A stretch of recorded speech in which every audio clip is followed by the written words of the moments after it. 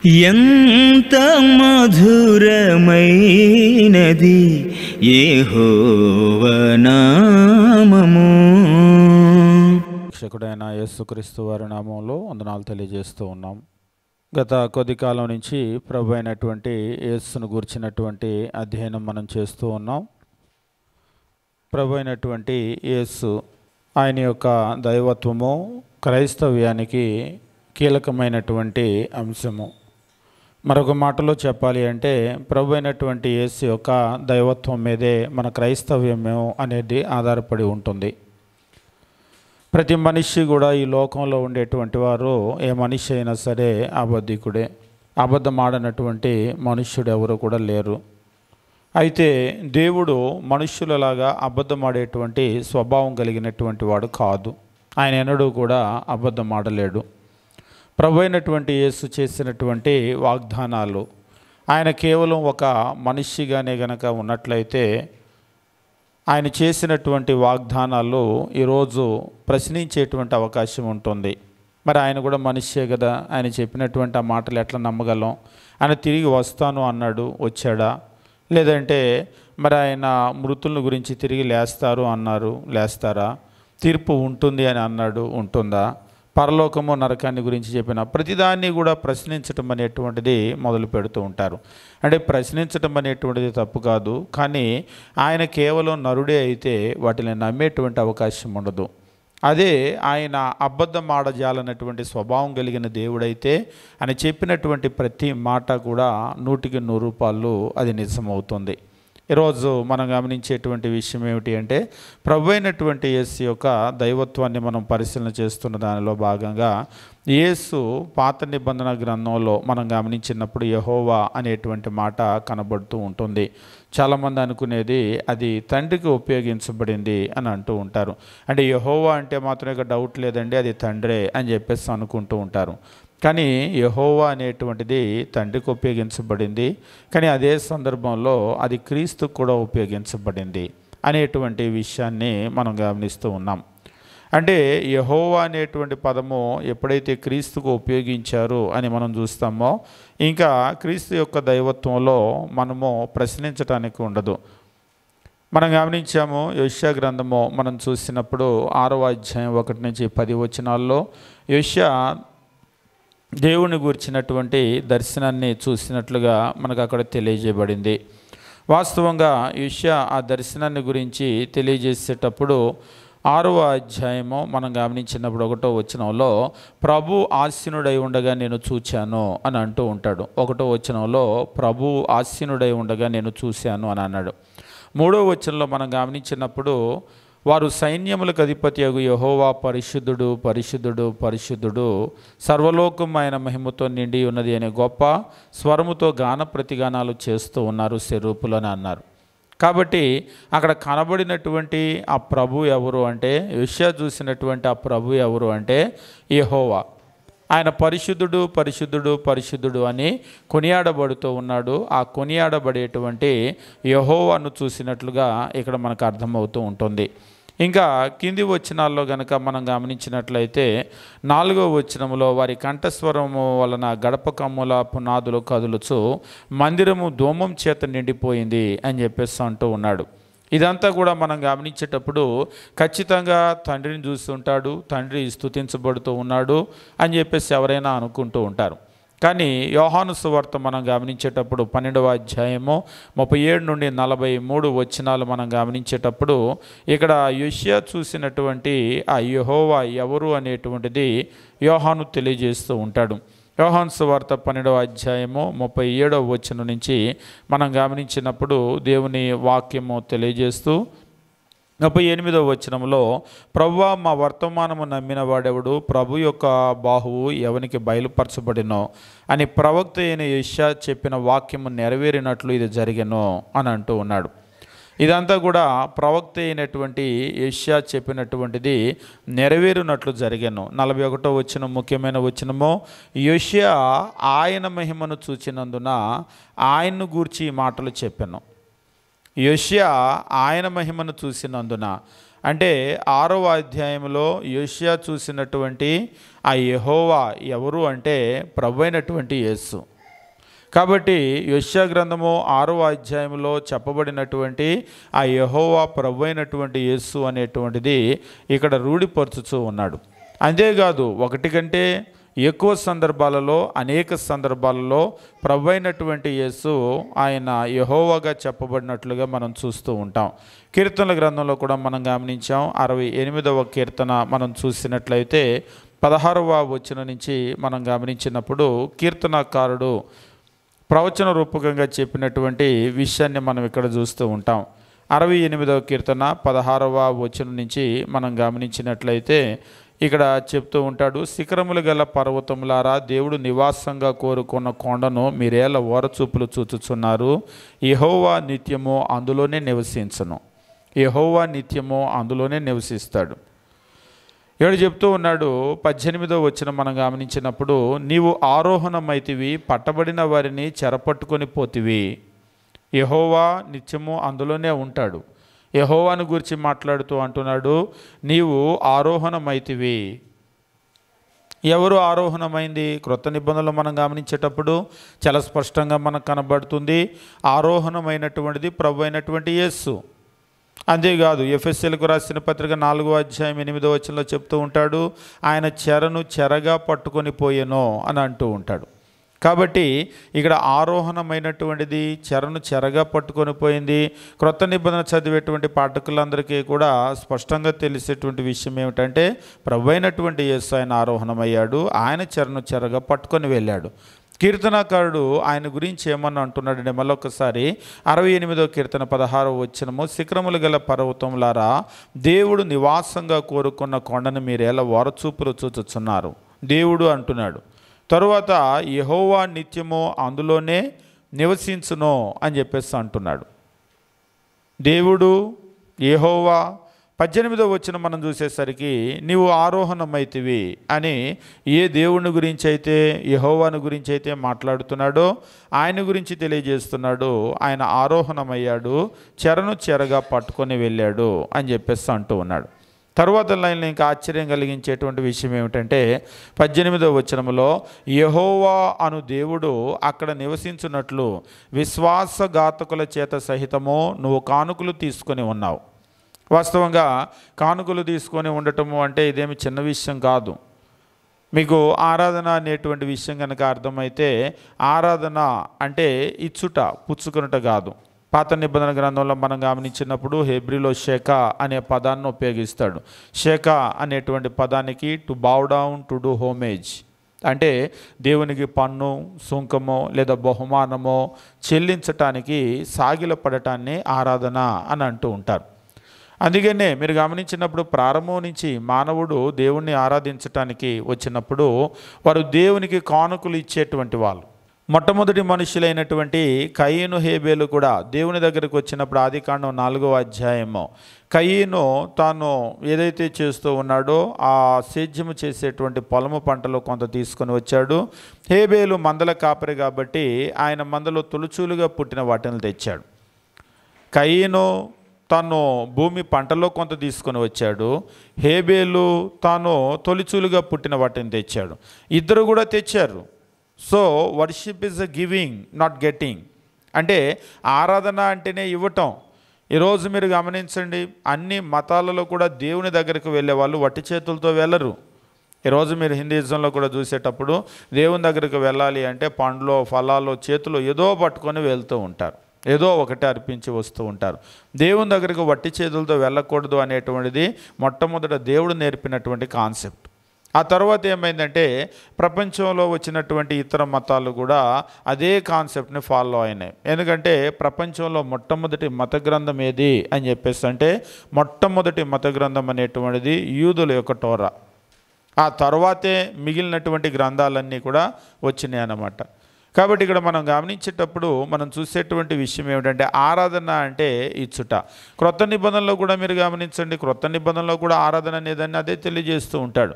ఇక ధర్మశాస్త్రంలో అయితే దేవుని యొక్క ఆజ్ఞను ఇచ్చేటప్పుడు దేవుడు ఏమంటూ ఉంటాడంటే, ప్రపంచంలో ఎక్కడ ఉన్నా సరే ఏటికి 3 మార్లు మీలో ఉన్న మగవారందరూ యెహోవా సన్నిధిలో కనబడాలి అని అంటూ ఉంటాడు. యూదులు ప్రపంచంలో ఎక్కడికి వెళ్ళైనా సెటిల్ అవ్వనివ్వండి, అయితే వాళ్ళు ఏటికి 3 మార్లు మాత్రము యెహోవా ఏర్పాటు చేసుకునేటువంటి ఆ స్థలంలో వాళ్ళు కనబడవలసిందే. ఒకవేళ అంటే ఆ రోజుల్లో వాళ్ళకి ప్రయాణ సదుపాయాలు ఏమీ లేనప్పటికీ కూడా వాళ్ళు ఖచ్చితంగా రావాల్సిందే. నడుచుకొనే ఎట్లా వస్తారో తెలియదు, రావాల్సిందే. మనకు తెలుసు వాళ్ళు నడిచే వచ్చేవాళ్ళు. క్రీస్తు ప్రభుకు 12 సంవత్సరాల వయసు ఉన్నప్పుడు కూడా లూకా సువార్తలో చూస్తూ ఉంటాం, వాళ్ళు నడుచుకొని వచ్చేవాళ్ళు. ఇతర దేశాల నుంచి కూడా వచ్చేవాళ్ళు. అపోస్తుల కార్యాలు మనం 2వ అధ్యాయంలో కూడా చూస్తూ ఉంటాం, 15 కంటే ఎక్కువైన దేశాల నుంచి కూడా ఆరాధించడానికి యెరూషలేముకు వచ్చారు. ద్వితీయోపదేశకాండం 16వ అధ్యాయం 16వ వచనంలో ఇదే విషయాన్ని స్పష్టంగా తెలియజేస్తూ ఉంటాడు. ఏటికి 3 మార్లు అనగా పొంగని రొట్టెల పండుగలో, వారముల పండుగలో, పర్ణశాల పండుగలో నీ దేవుడైన యెహోవా ఏర్పరచుకునే స్థలమున నీ మగవారందరూ ఆయన సన్నిధిని కనబడాలి. యెహోవా ఏర్పాటు చేసుకునేటువంటి స్థలములో నీ మగవారందరూ కూడా కనబడాలి. అంటే ఒకసారి ఒకరు అడిగారు, మగవాళ్ళు కనబడాలి అన్నారు, పిల్లలు లేడీస్ చెప్పలేదు కదా అని. ఇంట్లో మగ మనిషి బయలుదేరి వెళ్ళిపోయాడు అనుకోండి, పిల్లల్ని స్త్రీలని ఏం చేస్తారు? వాస్తవంగా పాత నిబంధనలు మనం గమనించేటప్పుడు కుటుంబ పెద్ద మగ మనిషే బయలుదేరి వెళ్ళిపోయేటప్పుడు ఇక ఖచ్చితంగా ఏమిటి అంటే స్త్రీలు పిల్లలు అందరూ కూడా కలిసి వచ్చేసేవాళ్ళు. కొన్ని సందర్భాలు ఇవాళ కూడా మనం చూస్తాం, మన ప్రార్థనలో ఎక్కువ మంది కనబడేది ఎవరు అంటే స్త్రీలు కనబడతారు. మరీ అన్యాయంగా కొన్ని చోట్ల స్థానిక సంఘాలు ఎట్లా ఉంటాయంటే ఒక 70-80 మంది 90-100 మంది స్త్రీలు ఉంటారు, 2, 3, 4 మాత్రం పురుషులు ఉంటారు. అలాంటి స్థానిక సంఘాలు మీరు ఎక్కడా చూడలేదా? ఒకసారి ఒక సేవకుడు చెప్తున్నాడు, మా స్థానిక సంఘంలో నేనండి, ఇంకేదన్నా చేయాలంటూ ఇంకో 2, 3 పురుషులు ఉన్నారండి అని అంటూ ఉన్నాడు. ఏంటంటే అసలు ఆ ఊర్లో పురుషులు అంటే ప్రార్థన కంటే ఆడవాళ్ళని పంపుతున్నాగా అని చెప్పేసి అంటారంట. ఇదేదో పిల్లో పేరెంటో, మనకి భారతదేశంలో కొన్ని పేరెంటాలు ఉంటాయి, ఆడవాళ్ళే వస్తారు. ఇక ఆ పేరెంటాలు ఏంటని నేను చెప్పను. పురుషులు ఎలాగూ రారు. అదేంటి మగ మనిషి నువ్వెలా వస్తావు ఆ కార్యక్రమానికి అని ఉంటారు. నేను అప్పుడప్పుడు చెప్తాను, ఆదివారం ఆరాధన అనేటువంటిది స్త్రీల పేరంటం కాదు, ఆడవాళ్ళు మాత్రం తీసుకొని రావటానికి. సలిమిడో, ఆకు ఒక్కలో, లేకపోతే మీకు తెలుసు కదా తమలపాకులో, అరటిపండ్లో ఆడవాళ్ళ పేరంటాలు పంచుతారు. ఇదేమి ఆడవాళ్ళ పేరంటం కాదు, స్త్రీలు మాత్రం రావటానికి. ముఖ్యంగా పాత నిబంధన గ్రంథంలో మనం గమనించినప్పుడు ముఖ్యమైనటువంటిది ఏమిటంటే కుటుంబ పెద్ద అక్కడ దేవుని దగ్గర కనపడాలి. అంతేగాని నాకు పని ఉంది, నేను బిజీగా ఉన్నాను, మా ఆవిడని పంపుతా, మా పిల్లల్ని పంపుతానంటే కుదరదు. అది కూడా ఏమిటంటే ప్రపంచంలో ఎక్కడ ఉన్నా కానీ తన కుటుంబం అంతటిని కూడా తీసుకొని కుటుంబ పెద్ద వచ్చి అక్కడ కనబడాలి. మరొకసారి 16వ అధ్యాయం 16వ వచనం ద్వితీయోపదేశకాండము ఏటికి 3 మార్లు అనగా పొంగని రొట్టెల పండుగలోనో, వారముల పండుగలోనో, పర్ణశాల పండుగలోనో నీ దేవుడైన యెహోవా ఏర్పరచుకున్న స్థలమున నీ మగవారందరూ ఆయన సన్నిధిని కనబడాలి. ఆయన ఎక్కడ ఏర్పాటు చేసుకుంటాడో అక్కడ అందరూ కూడా కనపడాలి. అందుకనే యూదులు అలాగనే వాళ్ళ కుటుంబాలు ఎక్కడికి వెళ్ళిపోయినా కానీ వాళ్ళు బయలుదేరి వచ్చేసేవాళ్ళు. బయలుదేరి వచ్చి ఆ ముఖ్యమైన 3 పండుగలు పస్కా, ఇక్కడ మీరు గమనించినప్పుడు వారాల పండుగ అన్నాడంటే పెంతుకోస్తు, తర్వాత పర్ణశాల. ఇది మీరు గమనించినప్పుడు పస్కా పండుగకు తర్వాత వచ్చేటువంటి పెంతుకోస్తు పండుగకు పెద్ద దూరం ఉండదు. అంటే పస్కా పండుగ నుంచి 7 వారాలు లెక్కించి ఆ పెంతుకోస్తు పండుగను చేసేవాళ్ళు. అందుకని దాన్ని వారాల పండుగని కూడా అనేవాళ్ళు. 7 వారాలు అంటే 49 రోజులు, అప్రాక్సిమేట్లీ ఒక 52 నెలల లోపే. అందుకని దూరదేశం నుంచి వచ్చే వాళ్ళు ఏం చేసేవాళ్ళు అంటే వాళ్ళు వచ్చి అక్కడే ఉండి పస్కా పండుగ దగ్గర నుంచి అక్కడే ఉండి పెంతుకోస్తు పండుగ కూడా చూసుకొని 50 రోజులు ఉండి అప్పుడు తిరిగి వెళ్ళేవాళ్ళు. మీకు ఇక్కడ కాదు కానీ కొన్ని చోట్ల కొన్ని స్థానిక సంఘాల్లో ఏముంటుందంటే అమెరికా దేశంలో ఇక్కడ కూడా కొన్ని స్థానిక సంఘాల్లో మనకి ఇక్కడ ఏం చేస్తూ ఉంటారంటే ఆదివారం ఆరాధన పెడుతూ ఉంటారు. ఆదివారం ఆరాధన కాకుండా ఇంకా ఇతర కార్యక్రమాలు ఏమీ ఉండవు ఆ స్థానిక సంఘంలో అని అంటారు. ఇతర కార్యక్రమాలు అంటే సండే స్కూల్ కొంతమంది పెడుతూ ఉంటారు, పేరే సండే స్కూల్. ఇక అది మళ్ళీ ఏ రోజు పెడతారని అడగకూడదు, సండే స్కూల్ కాబట్టి అది ఆదివారం పెడుతూ ఉంటారు పిల్లల కొరకు కూడా.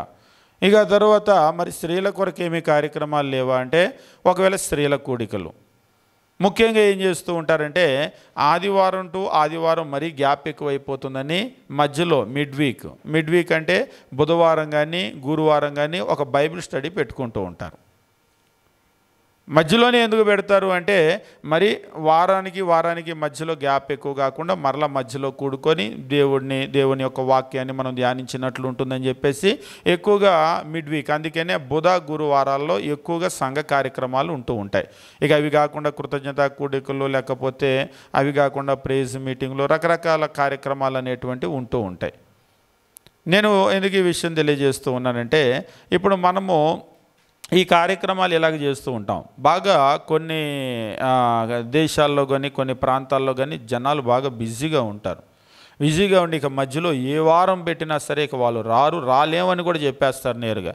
అందుకనే అమెరికాలో కొన్ని చోట్ల ఏం చేస్తారంటే ఆ బైబిల్ స్టడీ కూడా ఆదివారమే పెట్టేస్తారు. కొన్ని చోట్ల యూత్ క్లాసులు ఉంటాయి, సండే పెట్టేస్తారు. ఆదివారం ఆరాధనకి ముందు ఒక బైబిల్ స్టడీ జరుగుతుంది, తర్వాత ఆరాధన జరుగుతుంది. లేదంటే అది అయిపోయిన తర్వాత పిల్లల కార్యక్రమాలు జరుగుతాయి. సండే మొత్తం కూడా కార్యక్రమాలు ఉంటాయి. ఇప్పుడు నేను ఏదైతే చెప్పానో సండే స్కూల్ అయితేనేమి, children program, youth program, women program, లేకపోతే బైబిల్ స్టడీ, ఇవన్నీ ఆదివారమే జరుగుతాయి. అందుకనే వాళ్ళు ఏం చేస్తారంటే ఆదివారం వచ్చేసిన తర్వాత టిఫిన్లు అక్కడే ఏర్పాటు చేసేసి అది అయిపోయిన తర్వాత ఈ కార్యక్రమాలు నుండి ఉంటాయి. కొన్ని చోట్ల ఏం చేస్తారంటే మధ్యాహ్నం భోజనం వరకు కార్యక్రమాలన్నీ కూడా నిర్వహించుకొని మధ్యాహ్నం భోజనం పెట్టి పంపిస్తూ ఉంటారు. ఇవన్నీ కూడా ఈ కార్యక్రమాలన్నీ. ఇలాంటి సందర్భంలో వాళ్ళు ఏం చేస్తారంటే చాలా దూరం ఆరాధనకు కూడా కొన్ని వందల కిలోమీటర్ల నుంచి వస్తూ ఉంటారు. మనకేదో 4-5 కిలోమీటర్లు అంటే దూరం ఎక్కువైంది, రాలేకపోతున్నాం, ఆటో దొరకలేదు రాలేకపోతున్నాం అంటారు. కానీ ఆ రోజుల్లో ఆటోలు, బస్సులు ఏమీ లేకపోతే కూడా నడిచి వెళ్ళాలి. దేవుని దగ్గర సాకుపోకులు చెప్పడానికి కుదరదు. కాబట్టి వాళ్ళు ప్రపంచంలో ఎక్కడ ఉన్నా కానీ రావాలి. అందుకనే మళ్ళా నడిచి వెళ్ళి మళ్ళా రావటం కుదరదు. కాబట్టి వచ్చి ఏం చేసేవాళ్ళంటే పస్కా పండుగ అయిపోయిన తర్వాత పెంతుకోస్తు పండుగ చూసుకుని వెళ్ళేవాళ్ళు. ఇప్పుడు కూడా అలాగనే నేను చెప్పినట్లుగా ఆరాధనలో వచ్చేసి సండే అంటే లార్డ్స్ డే అంటే లార్డ్స్ డే, ఇక అది ప్రభుదే. వాళ్ళు పూర్తిగా ప్రభు కార్యక్రమాలే నిర్వహించుకుంటూ ఉంటారు. అదే మనకి సండే అంటే నాన్ వెజ్ డే. ముఖ్యంగా మీరు చూడండి, అసలు వండుకొని తినడానికి ఏ రోజు లేనట్టు ఎవరు పెట్టారో కానీ సండే నాన్ వెజ్ పెట్టడం అనేది నిజంగా అది ప్రార్థన చేసుకునే వాళ్ళకైతే చాలా చెడ్డ అలవాటు. ఎందుకంటే ఒక్కొక్కసారి పల్లెటూరులో అది ముదురుదు కోస్తారు, ఉడికి చావదు. అది కొందరైతే నేరుగా చెప్తారు, ఏ అమ్మ లేట్ అయిందంటే ఒక సేవకుడు అంటున్నాడు, ఎక్కడ అయ్యగారు ఉడకలేదండి, మీకు కూడా తెలుసుగా, ఏది మన అమ్మగారు కూడా తీసుకెళ్ళింది కదా ఇంట్లో అని అంటుందంట. అంటే మీకు కూడా తెలుసు కదా అది వాళ్ళ ఉడకలేదు, వాళ్ళ కోసిందని. అది ఉడికేదాకా వీళ్ళు ప్రార్థనకి రారు. పోనీ తెచ్చుకొని అక్కడ పెట్టుకొని ప్రార్థన అయ్యాక వెళ్ళి వండుకుందాంలే అని ఉండదు, ముందు నాన్ వెజ్.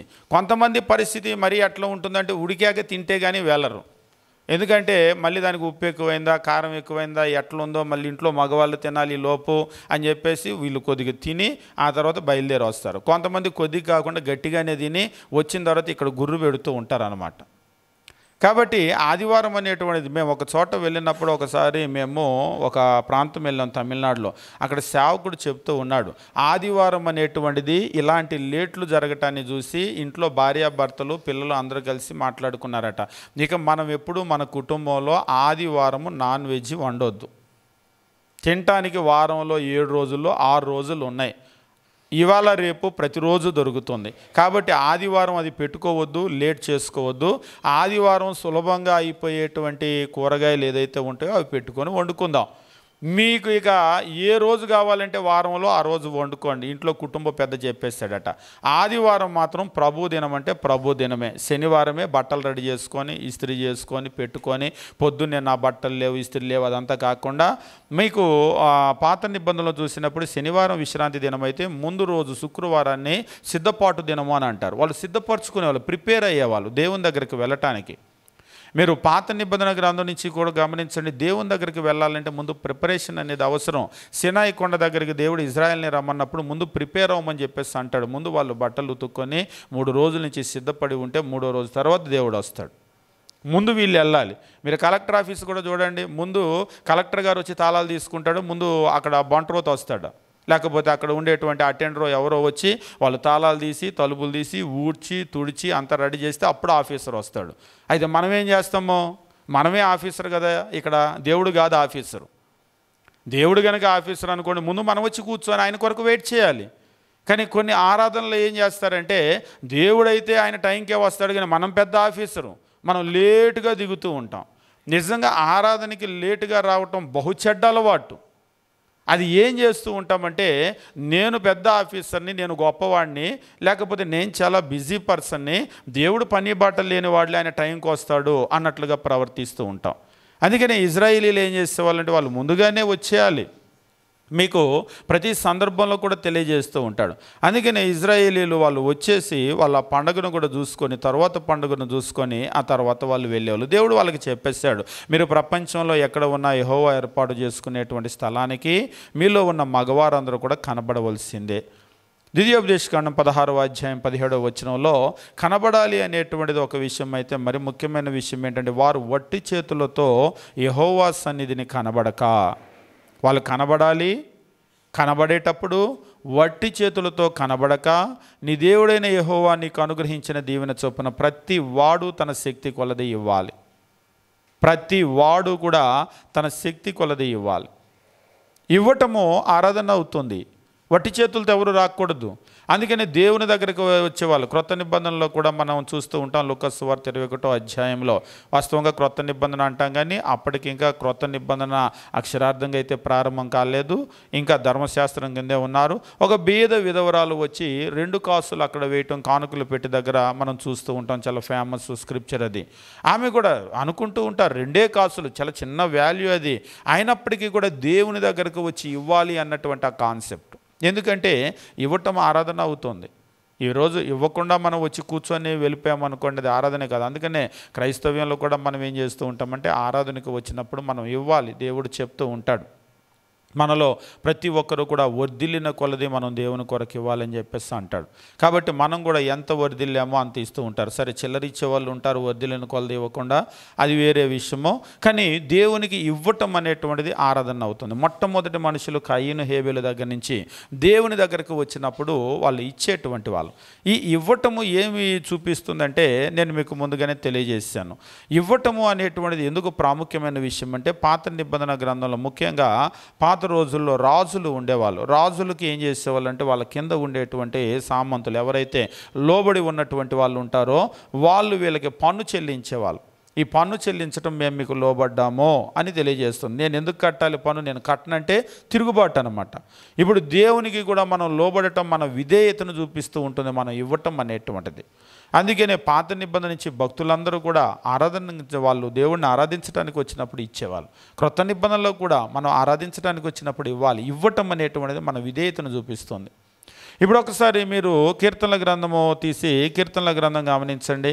కీర్తనల గ్రంథం 68వ కీర్తన ఇప్పుడు మనం చదువుతున్నటువంటి వచ్చిన భాగంలో ఇక్కడ క్రీస్తు ప్రభువుని గురించి తెలియజేస్తూ ఉన్నాడు. పైన అయితే యెహోవా అని చెప్పేసి అన్నాడు, కానీ ఆ వచ్చిన భాగం చదివేటప్పుడు మనకు అర్థమవుతోంది 18వ వచనంలో, నీవు ఆరోహణమైతివి, యెహోవా ఆరోహణమయ్యాడు. కానీ క్రొత్త నిబంధన చదివేటప్పుడు ఈ ఆరోహణమైంది క్రీస్తు ప్రభు. అంటే ఈయనే ఆ యెహోవా, క్రీస్తు ప్రభువే ఆ యెహోవా. నీవు ఆరోహణమైతివి, పట్టబడిన వారిని చెరపట్టుకుని పోతివి, మనుష్యుల చేత నీవు కానుకలు తీసుకున్నావు. మనుష్యుల చేత నువ్వు కానుకలు తీసుకున్నావు అంటే మనుష్యుల చేత నువ్వు ఆరాధించబడ్డావు. అంతేకాదు, ఇందులో గొప్ప విషయం ఏమిటంటే యెహోవా అను దేవుడు అక్కడ నివసించున్నట్లు విశ్వాసఘాతకుల చేత సైతమును కానుకలు తీసుకొని ఉన్నావు. ఈ విశ్వాసఘాతకులు అనేటువంటిది రెబెలియస్ పీపుల్, అంటే తిరుగుబాటు చేసేటువంటి ప్రజల దగ్గర కూడా నువ్వు కానుకలు తీసుకున్నావు. అంటే తిరుగుబాటు చేసేటువంటి ప్రజలు కూడా నిన్ను ఆరాధించారు. అవును, మనం గమనించాం. సిలువ వేయండి అని చెప్పేసి తిరుగుబాటు చేసి ఆయన సిలువ వేయించి చంపినటువంటి యూదులు. ఆ తరువాత సహోదరులారా మేమేమి చేతుమో పేతురు ప్రసంగం చేసినప్పుడు వాళ్ళందరూ కూడా మారు మనసు పొందటమో, రక్షణ పొందటమో, ఆ తర్వాత ఆరాధించటం మనం చూస్తూ ఉన్నాం. కాబట్టి ఈరోజు క్రీస్తు ప్రభుని ఆరాధించాలనేటువంటిది ఒక ప్రశ్నే కాదు. ఆయన ఆరాధించబడ్డాడు. విశ్వాసఘాతకుల చేతము సహితమో ఆయన కానుకలు అందుకున్నాడు. అంటే వారి చేత సహితమో ఆయన ఆరాధించబడ్డాడు.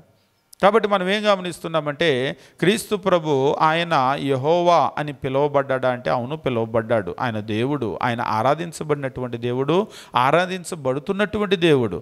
ఈరోజు కూడా క్రొత్త నిబంధన ఆరాధనలో మనం చూసినప్పుడు మన ప్రార్థనలో యేసు ఉంటాడు, మన పాటల్లో యేసు ఉంటాడు, మన వాక్యంలో అసలు పూర్తిగా యేసుక్రీస్తు ఉంటాడు, మన కానుకల్లో యేసుక్రీస్తు ఉంటాడు. ప్రభురాత్రి భోజనం అంటాం కదా, ప్రభురాత్రి భోజనం ఆయన్ని జ్ఞాపకం చేసుకునేటువంటి కార్యక్రమమే.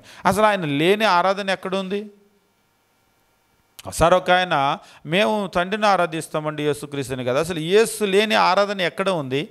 నీ పాటలు, ప్రార్థన, వాక్యము, ప్రభురాత్రి భోజనము, కానుకలు ఆయన లేనటువంటిది ఎక్కడ ఉంది? అట్లా కాదండి, మేము తండ్రి ద్వారా క్రీస్తు ప్రభువుని, అంటే తండ్రిని క్రీస్తు ప్రభు ద్వారా ఆరాధిస్తామంటారు. లేదు, క్రీస్తు ప్రభు ద్వారా కాదు. కావాలంటే గమనించండి, ఒకవేళ పాటల్లో మీరు చెప్పగలరేమో మేము క్రీస్తుని ఆరాధించడం లేదు, తండ్రికే పాటలు పాడుతున్నామని చెప్తారేమో. ప్రార్థన అంటే మేము తండ్రికే చేస్తున్నాం క్రీస్తు ద్వారా అని అంటారేమో. వాక్యం అంటే కూడా అలాగనే అంటారేమో. కానీ ఒక విషయం మాత్రం మీరు తప్పించుకోలేరు, ప్రభురాత్రి భోజనంలో మీరు ఏం చేస్తూ ఉన్నారు? తండ్రిని క్రీస్తు ద్వారా అని అంటారు కదా, ఇక్కడ ప్రభురాత్రి భోజనంలో కంప్లీట్గా కనబడేది 100% క్రీస్తు ప్రభువే. ఇంకా అక్కడ ఇంకెవరు కూడా కనబడరు. మీకు నన్ను జ్ఞాపకము చేసుకుంటగా ఇలాగు చేయుడి అని అంటాడు కదా, ఆయన్ని జ్ఞాపకం చేసుకోవటానికి 100కి 100 చేసేటువంటి కార్యక్రమం అది. కాబట్టి ఈరోజు దైవత్వం అనేటువంటి విషయంలో క్రైస్తవ్యంలో చాలా గందరగోళం ఉంది. ముఖ్యంగా ఆ దైవత్వం అనేటువంటి విషయం అనేటువంటిది అర్థం కాక తండ్రి, కుమారుడు, పరిశుద్ధాత్మ ముగ్గురు వ్యక్తులు బైబిల్లో కనబడటం సుస్పష్టమైనటువంటి విషయం, దాన్ని ఎవరు కూడా కాదనలేరు. అయితే బైబిల్ ఏంటంటే మనకు దేవుడు ఒక్కడే అని చెప్పేసి అంటాడు. ఇక ఈ ఈక్వేషన్ని బ్యాలెన్స్ చేయడానికి ఏం చేస్తూ ఉంటారంటే మల్లగుల్లలు పడుతూ ఉంటారనమాట. దేవుడు ఒక్కడే అని అంటే ముగ్గురు కూడా ఒకే ఆయన, తండ్రే కుమారులాగా వచ్చాడు, మళ్ళీ ఆయనే పరిశుద్ధాత్మలాగా వచ్చాడు, ఈక్వేషను సరిపోయిందని చెప్పేసి అంటారు. లేదు, అట్లా కాదు. ముగ్గురు కూడా వేరువేరు వ్యక్తులు, ముగ్గురు కూడా వేరువేరు వ్యక్తులు. బైబిల్ చదివేటప్పుడు అది స్పష్టంగా కనబడుతూ ఉంటుంది. ముఖ్యంగా క్రీస్తు బాప్తిసం పొందేటప్పుడు ఈయన నా ప్రియ కుమారుడు అని చెప్పేసి తండ్రి మాట్లాడటం, క్రీస్తు అక్కడ ఉండటం, పరిశుద్ధాత్మ పావురాకారంలో రావటం, అక్కడ ఆ పిక్చర్లో ముగ్గురు చాలా క్లియర్గా కనబడుతూ ఉంటాడు. క్రీస్తు ప్రభు కూడా చెప్తూ ఉంటాడు, ప్రార్థన చేసేటప్పుడు పరలోకమందున్న మా తండ్రి అంటే ఈయన అక్కడ ఉన్నాడు, కానీ పరలోకంలో తండ్రి ఉన్నాడు. క్రీస్తు భూమి మీదే ఉన్నాడు, నన్ను పంపిన తండ్రి అని అంటూ ఉంటాడు. అంటే పంపిన ఆయన ఒక ఆయన ఉన్నాడు, వచ్చిన ఆయన ఒక ఆయన ఉన్నాడు. అంతేకాదు, క్రీస్తు ప్రాణం విడిచేటప్పుడు కూడా సిలువలో నా దేవా నా దేవా నన్ను ఎలా చేయి విడిచితివి అంటే ఈయన చేయి విడిచిపెట్టినటువంటి తండ్రి ఒక ఆయన ఉన్నాడు. చాలా స్పష్టంగా అర్థమవుతుంది. అలా కాకుండా ముగ్గురు ఒకలే అని భావించి బైబిల్ చదివే వాళ్ళకి ఏం అర్థం కాదు. అందుకనే థియాలజీ కాంప్లికేటెడ్గా బైబిల్ ఒక పట్టాన్ని అర్థం కాదండి అని అంటూ ఉంటారు. కాబట్టి ఇక్కడ ముగ్గురు వ్యక్తులు ఉన్నటువంటి చాలా స్పష్టంగా అర్థమవుతుంది. తండ్రి ఎప్పుడు కూడా భూమి మీదకి రాలేదు, భూమి మీదకి వచ్చి సిలువలో మరణించింది ఎవరంటే క్రీస్తు ప్రభు. కాబట్టి దాన్ని బయలుపరిచింది ఎవరంటే పరిశుద్ధాత్ముడు. ముగ్గురు వ్యక్తులు ఉన్నారు. ఇక్కడే సమస్య, ముగ్గురు వ్యక్తులు కనుక ఉంటే మరి ఒక దేవుడు ఎట్లా? ఈ ముగ్గురులో ఎవరికైనా ఆ పోస్ట్ ఇచ్చేద్దామా? ఎక్కువ మంది చేసే పొరపాటు ఏమిటంటే ఆ ఒక్క దేవుడు అంటే తండ్రి. 1 కొరింథీ 8:4 మనకు ఒక్కడే దేవుడు ఉన్నాడు, ఆయన తండ్రి అని అంటాడు. ఇక ఈక్వేషను మేము సరిపెట్టడం కాదు, అక్కడ కొరింథీ పత్రికలో పౌలు గారే సరిపెట్టాడు అన్నాడు. అసలు పౌలు గారి సరిపెట్టడం కాదు, వీళ్ళకి అర్థం కానటువంటి ఒక విషయం ఏమిటి అంటే అక్కడ సమస్య ఏమిటి అంటే పౌలు గారు తండ్రి దేవుడు అని అన్నటువంటి మాట నిజమే, అన్నటువంటి మాట నిజమే, కానీ అక్కడ తండ్రి దేవుడు అని చెప్పేసి అంటే క్రీస్తు ప్రభు లేడు అనేటువంటి విషయాన్ని ఆయన చెప్పలేదు. కొరింథీయులకు రాసిన 1 పత్రిక 8:4 నుంచి కాబట్టి విగ్రహాలకు బలిగా అర్పించిన వాటిని తినుట విషయంలో లోకమందు విగ్రహం వట్టిదని ఒక్కడే దేవుడు తప్ప వేరొక దేవుడు లేడని ఎరుగుదము. ఒక్కడే దేవుడు తప్ప వేరొక దేవుడు లేడని ఎరుగుదము. 6వ వచనంలో అంటున్నాడు, ఆకాశం ముందైనా భూమి మీదైనా దేవతలను బడి ఉన్నను మనకు ఒక్కడే దేవుడు ఉన్నాడు, ఆయన తండ్రి. ఇక దీన్ని పట్టుకొని అయిపోయిందండి. ఇక ఒక్కడే దేవుడు అంటే ఆయన తండ్రి. ఇక అప్పుడు క్రీస్తు దేవుడు కాదు, పరిశుద్ధాత్మ దేవుడు కాదనే కన్క్లూజన్కు రావటం వల్ల సమస్య. కానీ అట్లా మాట్లాడలేదు. ఒక్కడే దేవుడు ఉన్నాడు, ఆయన తండ్రి అని చెప్పినటువంటి ఇది కొరింథీయులకు రాసిన పత్రిక ఎవరు రాశారు? అపోస్తలుడైన పౌలు కొరింథీయులకు రాసినటువంటి పత్రిక, అంతే కదా, పౌలు గారు రాసిందే కదా. ఒకవేళ పౌలు యొక్క ఆలోచన తండ్రే దేవుడు, క్రీస్తు ప్రభు దేవుడు కాదు అని గనక అయితే రోమిలకు రాసిన పత్రిక 9:5 రోమపత్రిక కూడా పౌలు గారు రాసిందే కదా. రోమిలకు రాసిన పత్రిక 9:5 ఇక్కడ క్రీస్తు ప్రభుని గురించి మాట్లాడుతూ పితరులు వీరివారు శరీరమును బట్టి క్రీస్తు వీరిలో పుట్టెను. పితరులు వీరివారు శరీరమును బట్టి క్రీస్తు వీరిలో పుట్టెను. ఈయన సర్వాధికారి అయిన దేవుడై ఉండి నిరంతరము స్తోత్రార్హుడై ఉన్నాడు, ఆమెన్. అంటే పౌలు గారు, అపోస్తులైన పౌలు గారు క్రీస్తుని గురించి ఏం అర్థం చేసుకున్నాడు? పౌలు గారు రాసినటువంటి కొరింథీ పత్రికను పట్టుకొని ఒక వ్యక్తి అర్థం చేసుకుంది ఏంటంటే తండ్రే దేవుడు, క్రీస్తు దేవుడు కాదని పౌలు గారు చెప్పారంట. నేను చెప్పాను, పౌలు గారు చెప్పలేదు. దయచేసి ఆయన పేరుని బదనాం చేయొద్దు, ఆయన పేరు పాడు చేయొద్దు.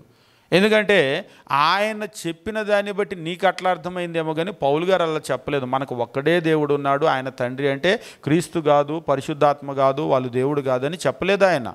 ఎందుకంటే ఆయన రాసిన మిగిలిన పత్రికలు చదువు, ఆయన కాన్సెప్ట్ ఏమిటనేది అర్థమవుతుంది. ఆయన రాసిన మిగిలిన పత్రికలు, రోమా పత్రిక మనం చదివేటప్పుడు క్రీస్తుని గురించి చెప్తూ ఈయన సర్వాధికారి అయినటువంటి దేవుడు అని అంటూ ఉన్నాడు. కాబట్టి క్రీస్తు ప్రభు దేవుడిగా మాత్రమే కాదు, సర్వాధికారి అయినటువంటి దేవునిగా ఆయన చూపిస్తూ ఉన్నాడు. ఇదే అపోస్తులైనటువంటి పౌలు తీతుకు రాసినటువంటి పత్రికలో, యవనస్తుడైనటువంటి సువార్తికుడైనటువంటి తీతుకు రాసినటువంటి పత్రిక 2వ అధ్యాయము 13వ వచనం మనం గమనించినప్పుడు అపోస్తులైనటువంటి పౌలు గారే ఏమని రాస్తున్నాడో మనం గమనించినప్పుడు, తీతుకు రాసిన పత్రిక 2వ అధ్యాయం 13వ వచనంలో, అనగా మహాదేవుడును మనరక్షకుడునైన యేసుక్రీస్తు మహిమ యొక్క ప్రత్యక్షత కొరకు ఎదురు చూస్తూ ఉన్నాం. యేసుక్రీస్తు యొక్క ప్రత్యక్షత కొరకు ఎదురు చూస్తూ ఉన్నామని క్రీస్తుని గురించి చెప్పాలి అని ఆయన ప్రారంభిస్తూ 2వ అధ్యాయం 13వ వచనం ఎంత ఎలివేషన్ ఇస్తూ ఉన్నాడో చూడండి. క్రీస్తు ప్రభుకి, క్రీస్తు ప్రభువుని గురించి ఆయన చెప్పినటువంటి విషయం ఏమిటంటే, అనగా మహాదేవుడును మనరక్షకుడును అయిన యేసుక్రీస్తు, మహాదేవుడును మన రక్షకుడును. ఇందాక సర్వాధికారి అయిన దేవుడు అన్నాడు పౌలు గారు క్రీస్తుని, ఇక్కడ అంటున్నాడు మహాదేవుడు అని అంటూ ఉన్నాడు. మీరు గమనించినప్పుడు మహాదేవుడు అనేటువంటిది మనకు ఒకసారి ఒకరు చెప్పారు, బయట ప్రసంగాల్లో పబ్లిక్ మీటింగ్లో ఎక్కువగా వాడకూడదు ఈ మాట అని చెప్పేసి అన్నాడు ఆయన. ఎందుకు అని అంటే లోకంలో, అంటే ముఖ్యంగా మనమున్న దేశంలో మహాదేవుడు అనగానే వేరొకరు గుర్తుకొస్తూ ఉంటారు. మీకు ముక్కోటి దేవతల్లో కూడా మహాదేవుడు ఒక ఆయన ఉన్నాడు, అది గుర్తుకొస్తూ ఉంటారు. అయితే మనకు బైబిల్లో చూసినప్పుడు మహాదేవుడు అని యేసుక్రీస్తుని గురించి మాట్లాడాడు. ఇక్కడ పౌలు గారు మహాదేవుడు అంటే అసలు దేవుడే కాదంటున్నారు వీళ్ళు, ఆయన రాసిన కొరింథీ పత్రికను పట్టుకొని. కాబట్టి పౌలు గారికి ఏమర్థమైంది యేసుక్రీస్తుని గురించి అంటే, ఆయన మహాదేవుడు, ఆయన సర్వాధికారి అయిన దేవుడు, ఆయన దేవుడు, ఆయన నిరంతరము కూడా స్తోత్రార్హుడైనటువంటి దేవుడు. కాబట్టి ప్రభు అయినటువంటి యేసు ఆయన దేవుడై ఉన్నాడా అంటే అవును, ఆయన దేవుడై ఉన్నాడు. అయితే తండ్రి దేవుడు, కుమారుడు దేవుడు, పరిశుద్ధాత్మ దేవుడు. అయితే ఒకడే దేవుడు ఉన్నాడు అనేటువంటి మాటను, ఈ ఒకటి అనేటువంటిది చూసినప్పుడు మనకేమిటి అంటే, ఈ ఒకటి వన్ అనేటువంటిది ఎప్పుడు కూడా మనం అనుకునే వన్ కాదు, వాళ్ళు ఏ వన్ గురించి మాట్లాడారనేటువంటిది మనం అర్థం చేసుకోవాలి. ఈ వన్ అనేటువంటిది మొన్నాడు కాదు. కొన్ని సందర్భాల్లో మనకి పెద్దవాళ్ళు చెప్తూ ఉంటారు, కళ్ళతో చూసేదంతా నిజం కాదు, చెవులతో వినేదంతా నిజం కాదని. అంటే మన కళ్ళు మనం మోసం చేయొచ్చు, మన చెవులు మనల్ని మోసం చేస్తూ ఉండొచ్చు. ఎందుకంటే మనం ఎప్పుడు కూడా మనకు తెలిసిన వాటిని బట్టి వెళ్ళిపోతూ ఉంటాం. ఒకటి అనేటువంటి విషయంలో కూడా ఎవరు మాట్లాడుతున్నారో భాషకు వాళ్ళ అర్థం ఏంటో మనం ఖచ్చితంగా తెలుసుకోవాలి. ముఖ్యంగా ఇక్కడ మనం ఒకటి అనేటువంటిది గమనించినప్పుడు బైబిల్లో కూడా ఒకటి అన్ని సందర్భాల్లో ఒకటి కాదు. ఒకసారి ఒక ఆయన అడిగాడు, 1 2 అయిద్దా అన్నాడు. 2 3 4 50 100 కూడా అయిద్దని చెప్పాను నేను. ఏంటి అని ఆశ్చర్యంగా చూశాడు. నాకేమీ లెక్కలు రాక నేను చెప్పటంలో, నేను చదువుకున్నాను. కానీ 1 2 అయిద్ది, 4 అయిద్ది, 50 అయిద్ది, 100 కూడా అయిద్ది. ఎట్లా అయిద్ది అనేటువంటిది బైబిల్ ప్రకారంగా నువ్వు చూసినట్లయితే భార్యాభర్తల గురించి మాట్లాడుతూ ఆదాము దగ్గర తెలియజేస్తూ ఉంటాడు. ఈమె ఆదామును తీసుకొని సృష్టించి, హవ్వను సృష్టించి ఆదాము దగ్గరికి తెచ్చినప్పుడు, నా ఎముకల్లో ఒక ఎముక, నా మాంసములో మాంసము నరుడి నుంచి తీయబడింది కాబట్టి నారి అనబడును అంటాడు. కాబట్టి పురుషుడు తన తండ్రిని తల్లిని విడిచి తన భార్యను హత్తుకొనును, వారు, ఆయన ఏక శరీరం కాదు, వారు ఏక శరీరమై ఉందురు. వారు ఏక శరీరం, వన్ బాడీ, వన్ బాడీ. ఈ వన్లో ఇద్దరు ఉన్నారు. మీరు నమ్ముతారా? ఒకటిలో 2 ఉన్నాయి. ఒక పురుషుడు, ఒక స్త్రీ. ఈ ఒకటిలో ఇద్దరు ఉన్నారు. ఒకటిలో 2 ఎలా ఉంటేనే ఆశ్చర్యపోవద్దు. ఇప్పుడు మనం వన్ చర్చ్ అని అంటాం. వన్ చర్చ్ అంటే ఇందులో ఎంతమంది ఉంటారు?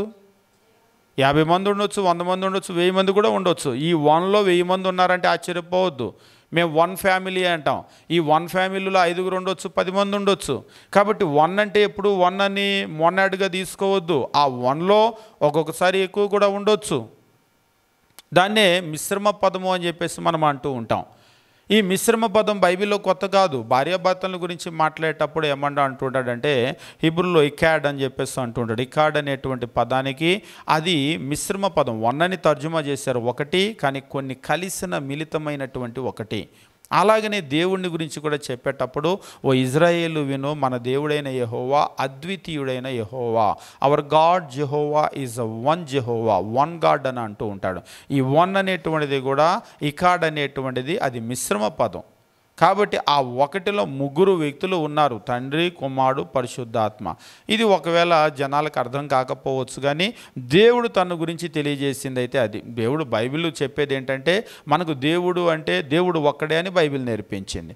ఒక్కడు అంటే మరి 3 వ్యక్తులు కనబడుతున్నారు కదంటే ఆ 3 కూడా ఏకమై ఉన్నారు. ఆ యూనిటీని తెలియజేయటానికి ఏం చేశాడంటే 3 వ్యక్తులు ఉన్నారు కానీ ఒక్క దేవుడు, వన్ గాడ్ బట్ 3 పర్సనాలిటీస్. అట్లని ఒకే వ్యక్తి 3గా వచ్చాడని కాదు.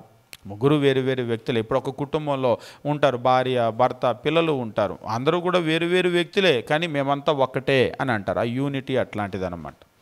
కాబట్టి ప్రభు అయినటువంటి యేసుని గురించి మనం అధ్యయనం చేసేటప్పుడు ఆయన దేవుడై ఉన్నాడు, ఆయన మహాదేవుడై ఉన్నాడు, ఆయన సర్వాధికారి అయిన దేవుడై ఉన్నాడు, ఆయన ఆరాధనలు అందుకున్నటువంటి దేవుడై ఉన్నాడు. తిరుగుబాటు చేసినటువంటి వారి ఆరాధనలు సైతం వారి దగ్గర కూడా ఆయన కానుకలు తీసుకొని ఉన్నాడు. కాబట్టి వారి చేత సైతం ఆయన ఆరాధించబడ్డాడు అని చెప్పేసి తెలియజేస్తూ ఉన్నాడు. అంతేకాదు యోవేలు గ్రంథం 2వ అధ్యాయం 32వ వచనం మనం గమనించేటప్పుడు దేవుని వాక్యం ఈ రీతిగా తెలియజేస్తూ ఉంటాడు.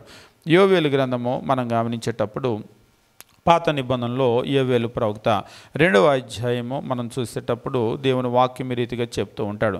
28వ వచనం నుంచి మనం చూసినట్లయితే అంచె దినాల్లో జరగబోయేటువంటి ఒక కార్యాన్ని గురించి ముందుగానే యోవేలు ప్రవక్త తెలియజేస్తూ, తర్వాత నేను సర్వజనుల మీద నా ఆత్మను కుమ్మరింతును, మీ కుమారులు మీ కుమార్తెలు ప్రవచనములు చెప్పుదురు, మీ ముసలివారు కళ్ళకు అందురు, మీ యవ్వనులు దర్శనములు చూతురు అని చెప్పేసి అంటూ ఉన్నాడు.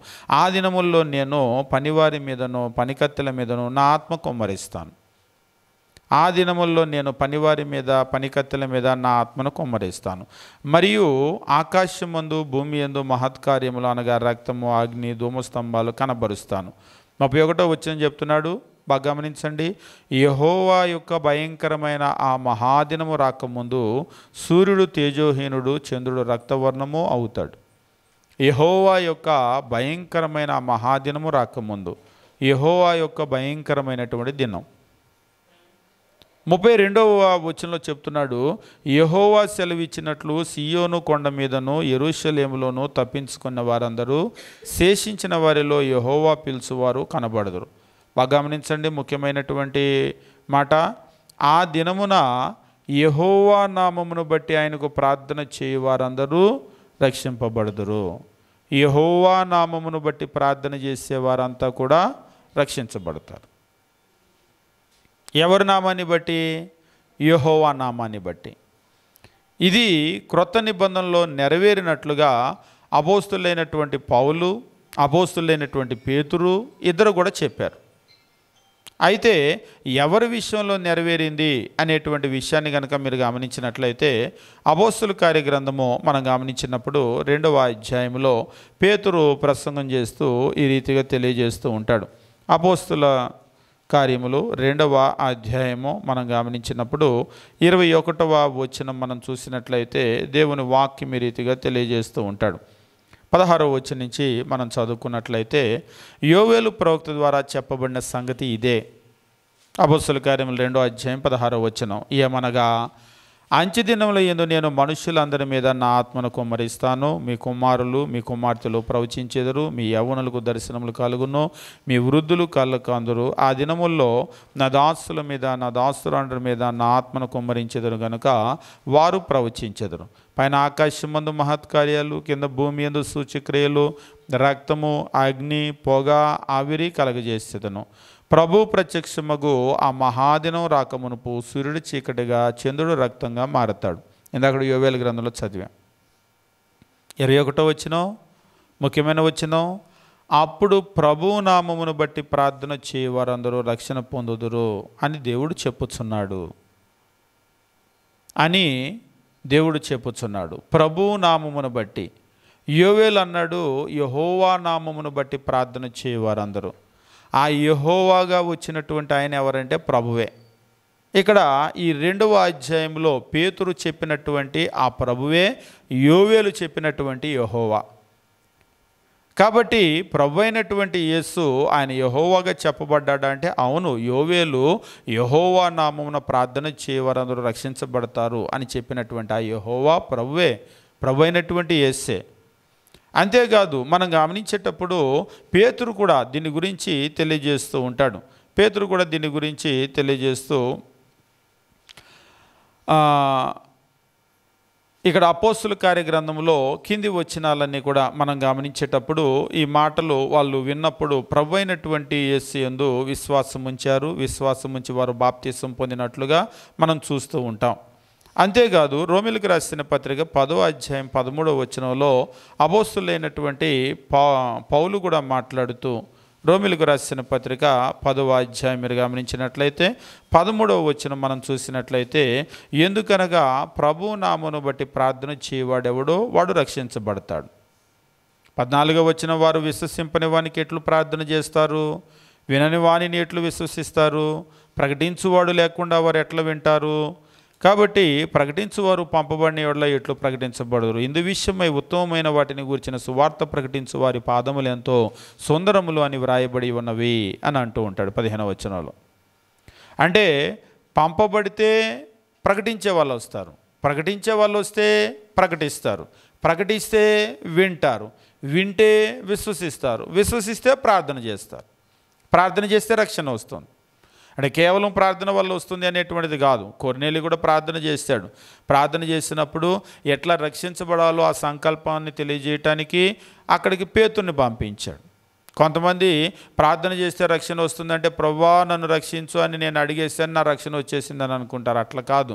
అది ఎట్లా అనేటువంటి ఆ విధానము ప్రొసీజర్ కూడా క్రొత్త నిబంధనలు చెప్పాడు. కొర్నేలి ఆయన ప్రార్థన చేశాడు, ఆ ప్రార్థనలు అక్కడికి చేరినాయి, ధర్మకార్యాలు చేరినాయి. చేరి అది ఎట్లా రక్షణ వస్తుందో ఆ సిస్టమ్ అనేటువంటి చెప్పడానికి పేతుర్ని పంపించాడు. కాబట్టి ఇక్కడ ప్రార్థన చేయటం అంటే కేవలం ప్రార్థన ఏమో అనుకుంటూ ఉంటారు. లేదు, క్రొత్త నిబంధన మనం చదివినట్లయితే మిగిలిన విషయాలు కూడా మనకు అర్థమవుతూ ఉంటాయి. అయితే ఇక్కడ ప్రభు నామాన్ని బట్టి ప్రార్థన చేయటం అనేటువంటిది క్రొత్త నిబంధనలో అనేక సందర్భాల్లో ఉంటుంది, ఒకసారి కాదు. మీరు చూసినట్లయితే పదే పదే ప్రభు నామమును బట్టి ప్రార్థన చేయటమో అని చెప్పేసి ఉంటుంది. మీరు గమనించారా? ప్రభు నామమును బట్టి ప్రార్థన చేయటమో అనేటువంటిది ఎక్కడెక్కడ ఉపయోగించబడింది, ఎట్లా ఉపయోగించబడింది అనేటువంటి విషయాన్ని మీరు ఎప్పుడైనా గమనించారా?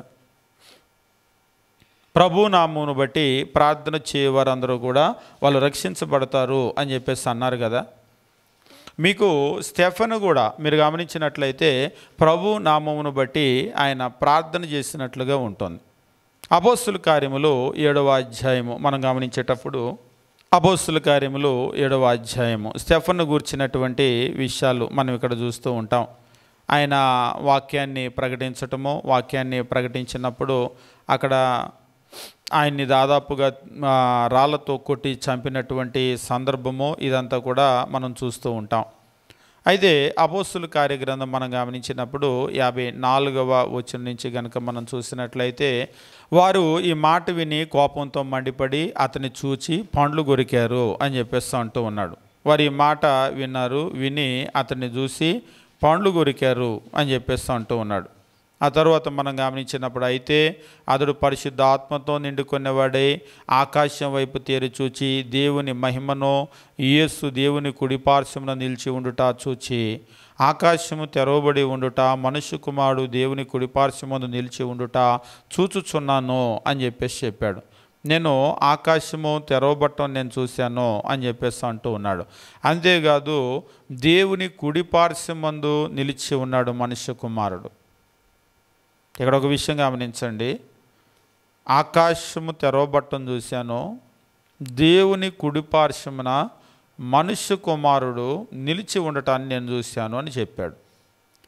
ఓహో అట్లాగా అని అన్నారా? దాన్ని విన్నప్పుడు వాళ్ళ రియాక్షన్ ఎట్లా ఉంది? స్టెఫన్ చెప్పిన ఆ మాటకి వాళ్ళ రియాక్షన్ ఎట్లుంది? ఆకాశం తెరవబట్టం చూశాను, దేవుని కుడిపార్శ్వమున మనుష్య కుమారుడు ఉన్నాడు, అంటే యేసుక్రీస్తు దేవుని కుడిపార్శ్వాన ఉన్నాడు అని అన్నాడు.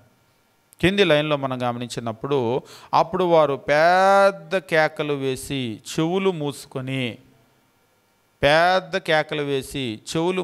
ఎందుకు చెవులు మూసుకున్నారు? చెవులు ఎందుకు మూసుకున్నారు?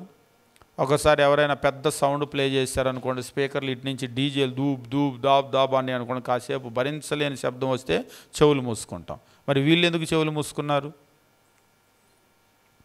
భరించరాని శబ్దం వస్తేనే కాదు చెవులు మూసుకునేది. మనిషి మామూలుగా ఎన్ని డెసిబెల్స్ వరకు వినగలుగుతారు? మామూలుగా మనుషులు మాట్లాడుకునేటువంటి కాన్వర్జేషన్ ఉందనుకోండి, ఇది ఒక 60 డెసిబెల్ ఉంటుంది. మరీ చిన్నగా మీరు కార్పొరేట్ ఆఫీసుల దగ్గర కనుక వెళ్తే నోట్లో గొలిగినట్టుగా ఉంటుంది. ఒకసారి నేను అలాగనే ఒక సిమ్ కార్డు తీసుకోవటానికి ఒక షాప్కి వెళ్తే ఆమె నా ఎదురుగానే కూర్చుంది, మాట్లాడుతుంటే దగ్గరికి వెళ్ళి ఏంటి అనాల్సి వస్తూ ఉంది. ఆడ మనిషి. పోనీ ఇట్లా దగ్గరగా వస్తూ ఉన్నాం అనుకోండి, మళ్ళీ చూసే వాళ్ళకి బాగుండదు. ఆమె చెప్పేది ఎదురుగా ఉన్న నాకు కూడా వినపట్టలేదు. ఇక నేను ఇలా చెవి తిప్పాను. అలా చెవి తిప్తేనేమో చెవిటోళ్ళు అనుకుంటారు, ఈ మనిషికి అన్న వినికిడి లోపం ఉంది. నేను కాసేపటికి అన్నా, అమ్మ అస్సలు నువ్వు మాట్లాడేది ఎదురుగా ఉన్న నాకు కూడా వినపట్టలేదన్న. సారీ సార్ అని చెప్పేసి కొంచెం వాల్యూమ్ పెంచింది అంతే. వాళ్ళు మరీ గుసగుస అన్నట్టుగా మాట్లాడుతూ ఉంటారు, మీరు చూడండి. అయితే కొన్ని చోట్ల మాత్రం ఎదురుగా ఉన్న మనిషితో పెద్ద కేకలు వేస్తూ ఉంటారు. ఇక వాళ్ళు మాట్లాడే తీరు అంతా. అయితే మనం గమనించినప్పుడు మనిషి వినగలిగినటువంటి శబ్దం ఒక 60 డెసిబెల్స్ వరకు కనుక ఉన్నట్లయితే మనిషి వినగలుగుతాడు. మీకు సౌండ్ బాక్సులు ఉంటాయి కదా, బాగా మీకు ఈ సౌండ్ బాక్సులు కొలిచేటప్పుడు ఏం చేస్తూ ఉంటారంటే సౌండ్ ప్రెషర్ లెవెల్ అని చెప్పేసి SPL అని చెప్పేసి కొలుస్తూ ఉంటారు.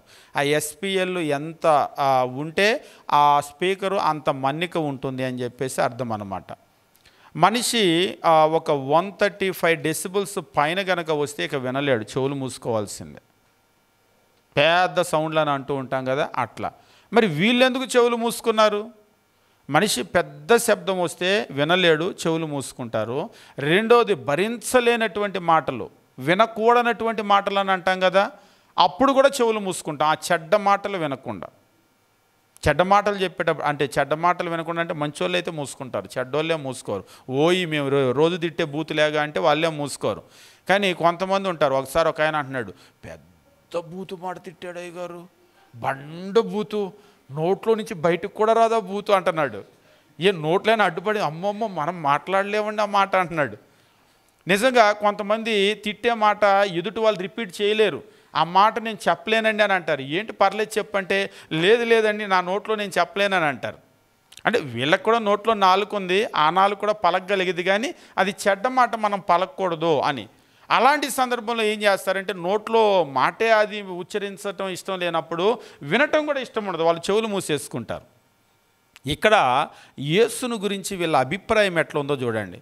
స్టెఫను చెప్తూ ఉన్నాడు, ఆకాశం తెరవబడి ఉండటం నేను చూశాను, మనుష్య కుమారుడు అంటే ప్రభు అయినటువంటి యేసును గురించి చెప్తూ మనుష్య కుమారుడు, అపోస్తుల కార్యంలో 8వ అధ్యాయం 56వ వచనము, ఆకాశం తెరవబడి ఉండటము, మనుష్య కుమారుడు దేవుని కుడిపార్శ్వమున నిలిచి ఉండటము చూచుచున్నానని చెప్పాను. అప్పుడు వారు పెద్ద కేకలు వేసి చెవులు మూసుకొని ఏకంగా అతని మీద పడి పట్టణపు వెలుపలికి అతన్ని వెళ్ళగొట్టి ఈడ్చుకొచ్చేసారనమాట. ఇంత మాట మాట్లాడతావా? దేవుని కుడిపార్శ్వాన క్రీస్తు ప్రభు ఉన్నాడంటావా? యేసుక్రీస్తు ఉన్నాడంటావా? అంటే ఆయన దేవునితో సమానమా? అంటే కుడిపార్శ్వాన అంటే దాని అర్థం ఏంటి? ఇప్పుడు ఒక అధికారి కుర్చీ ఉంటుంది, దానికి సమానంగా కూర్చున్నారంటే దాని అర్థం ఏంటి? సమానంగా కూర్చున్నారంటే దాని అర్థం ఏంటి? సమానం అనేక అర్థం. మీకు ఇంకా బాగా అర్థం కావాలంటే పాతకాలంలో మీరు చూసినప్పుడు రాజు పీఠము కుర్చీ ఉంటుంది కదా, అందరికంటే హైట్లో వేస్తారు, చూసారా? ఆ తర్వాత అధికారి ఎవరు ఉంటారో కొంచెం మెట్టు కిందకి వేస్తారు, సమానంగా వేయరు, మెట్టు కిందకి వేస్తారు. ఆ తర్వాత అధికారులను అట్లా కింద కింద కింద అట్లా అట్లా కూర్చోబెడుతూ ఉంటారు. మీరు కనుక చూసినట్లయితే హయ్యెస్ట్ అధికారి ఇక్కడ ఎవరు అనేటువంటిది ఆ ఎత్తును బట్టి చెప్పేయచ్చు. దాన్ని బట్టి ఈరోజు కూడా ఒకవేళ మీరు కలెక్టర్ ఆఫీస్కి వెళ్ళారు, కలెక్టర్ ఆఫీస్కి వెళ్తే కలెక్టర్ గారు ఇంకా రాలేదు, కుర్చీ ఖాళీగా ఉంది కదా అని బంటరో తెలుగు కూర్చుంటాడా? కాళ్ళు పీకుతున్నాయిలే, కాళ్ళు నొస్తున్నాయి అని కూర్చుంటారా? కూర్చుంటే అది పెద్ద తప్పు అయిపోతుందా? అవదా? దాందే ఉందండి, పాపం బంట్రోతు కూడా మనిషే కదా, పెద్ద ఆయన అందులో కాళ్ళు గుంజుతున్నాయి, వెళ్ళి కూర్చున్నాడు, కాళ్ళు నొప్పులు పుడుతున్నాయి అని అంటారా? నువ్వు కాళ్ళు ఒకవేళ నొప్పులు పుడితే వేరొక చోట ఎక్కడైనా కూర్చోవాలి, కానీ దాని మీద కూర్చోకూడదు. ఎందుకు? అది కలెక్టర్ గారి కుర్చీ. అంటే కుర్చీ అంటే ఆ కుర్చీకి కాదు విలువ, ఆయన అధికారం అది. ఇక్కడ క్రీస్తు ప్రభువు చెప్పింది కూడా ఏమిటి అంటే, దేవుని కుడిపార్శ్వమున మనుష్య కుమారుని నేను చూశాను, ఆయన కుడివైపున ఉన్నాడు, ఆయనతో పాటు సమానంగా ఆయన కుడివైపున కూర్చున్నాడు అనేసరికి వీళ్ళకి అర్థమైంది. అసలు అది వాళ్ళు వినలేకపోయారు. వినలేక వాళ్ళు చెవులు మూసుకొని ఇంత మాట మాట్లాడతావా అని అక్కడి నుంచి ఆయన ఈడ్చుకొని వచ్చేసినటువంటి మాట, ఆ పరిస్థితిని మనం చూస్తూ ఉంటాం. పట్టణపు వెలుపలికి అతన్ని వెళ్ళగొట్టి రాళ్ళు గురువి చంపిరి అని చెప్పేసి అంటూ ఉంటారు. అంతేకాదు ఇక్కడ మనం గమనించినప్పుడు రాళ్ళు రువి చంపారు. 59వ వచనం, ప్రభువును గూర్చి మొర్ర పెట్టుచు, యేసు ప్రభువా నా ఆత్మను చేర్చుకొనమని స్టెఫను పలుకుచుండగా వారు అతని రాళ్లతో కొట్టిరి. అతడు మోకాళ్ళుని, ప్రభువా వారి మీద ఈ పాపం మోపకమని గొప్ప శబ్దంతో పలికెనో అని చెప్పేసి అంటూ ఉంటాడు. ఇక్కడ యేసు నామమును బట్టి ఆయన పిలిచినట్టుగా, మాట్లాడినట్లుగా, ఇంకా మనం చెప్పాలి అంటే దీని ప్రార్థన అని చెప్పేసి కొందరు అంటూ ఉంటారు. అవును, యోవేలు ప్రవక్త చెప్పాడు, యెహోవా నామమును బట్టి ప్రార్థన చేసే వారందరూ కూడా రక్షించబడతారు. క్రొత్త నిబంధనలో కూడా పేతురు చెప్పాడు, ప్రభు నామమును బట్టి ప్రార్థన చేసేటువంటి వాళ్ళు రక్షించబడతారు అని చెప్పేసి ఇక్కడ తెలియజెప్పడం జరిగింది. క్రొత్త నిబంధనలో మనం గమనించేటప్పుడు ఒక్కసారి కాదు, అనేక సందర్భాల్లో మనం గమనించినప్పుడు, ఎన్నో సందర్భాల్లో మనం చూసినప్పుడు ప్రభు నామమును బట్టి ప్రార్థన చేయటము అనేటువంటి ఆ విషయాన్ని పదే పదే మనం చూస్తూ ఉంటాం. అయితే ఈ ప్రభు నామమును బట్టి ప్రార్థన చేయటము అనేటువంటిది ఏ అర్థంతో ఉపయోగించారు? ఎలాంటి అర్థంతో ఉపయోగించారు?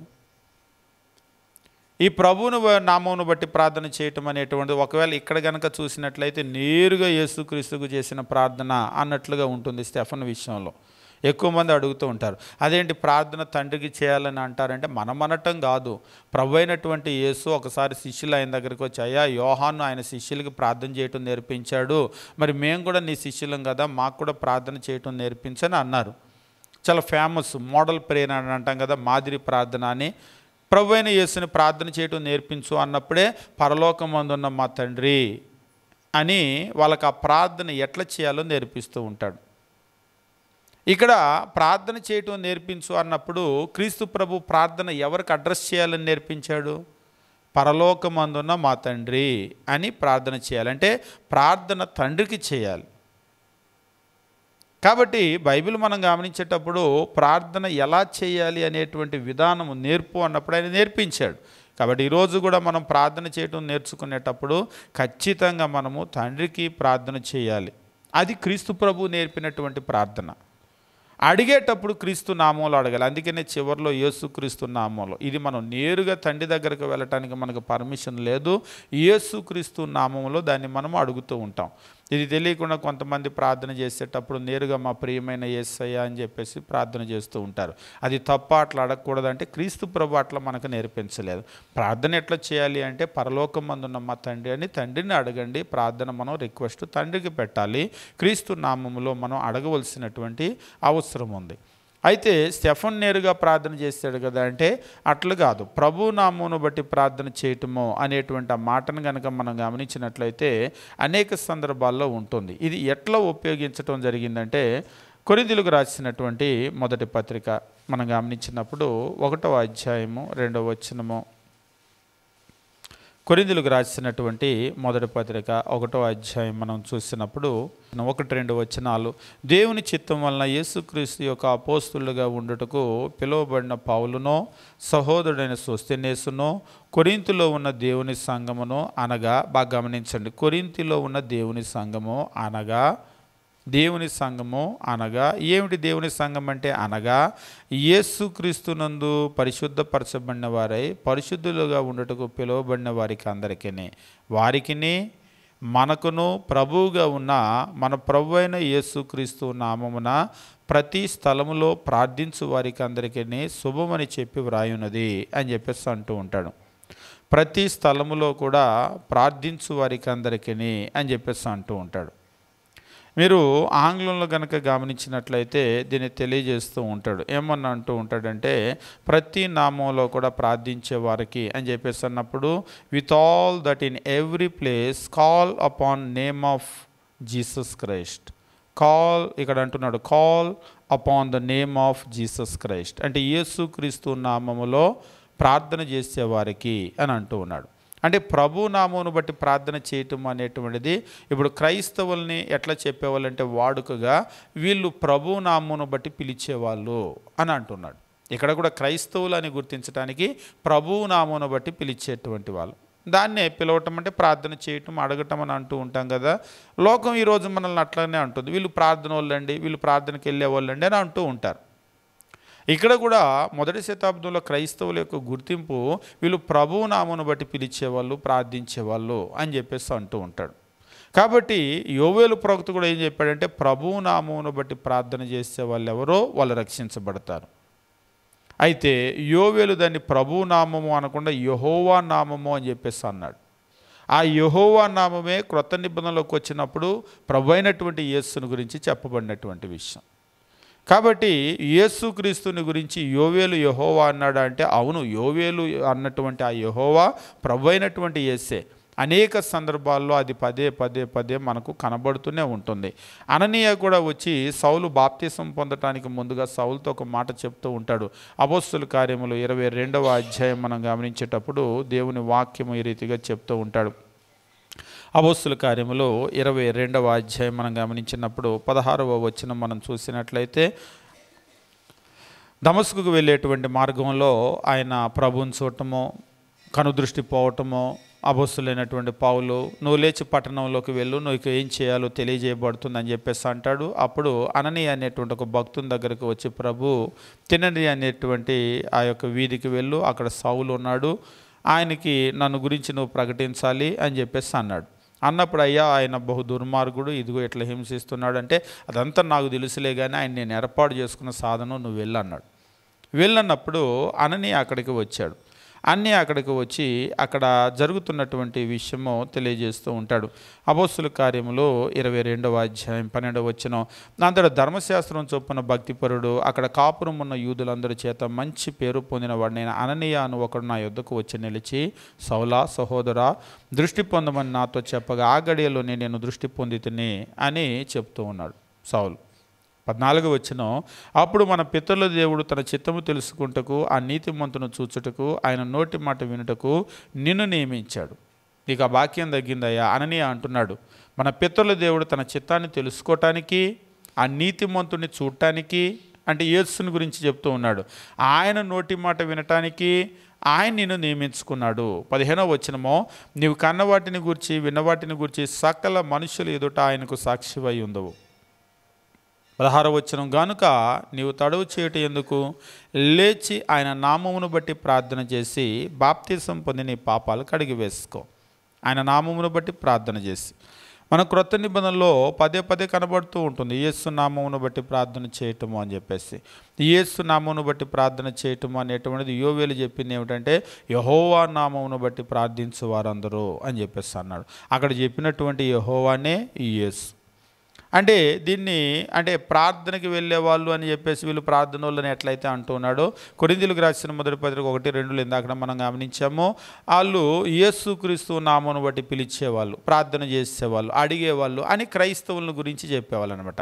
ఇప్పుడు వీళ్ళు క్రైస్తవులండి అనేదానికి వీళ్ళు ప్రార్థనకి వెళ్ళే వాళ్ళన్నా ఒకటే. అంటే మాటలు వేరువేరుగా ఉండొచ్చు కానీ రెండింటి అర్థం ఒకటే.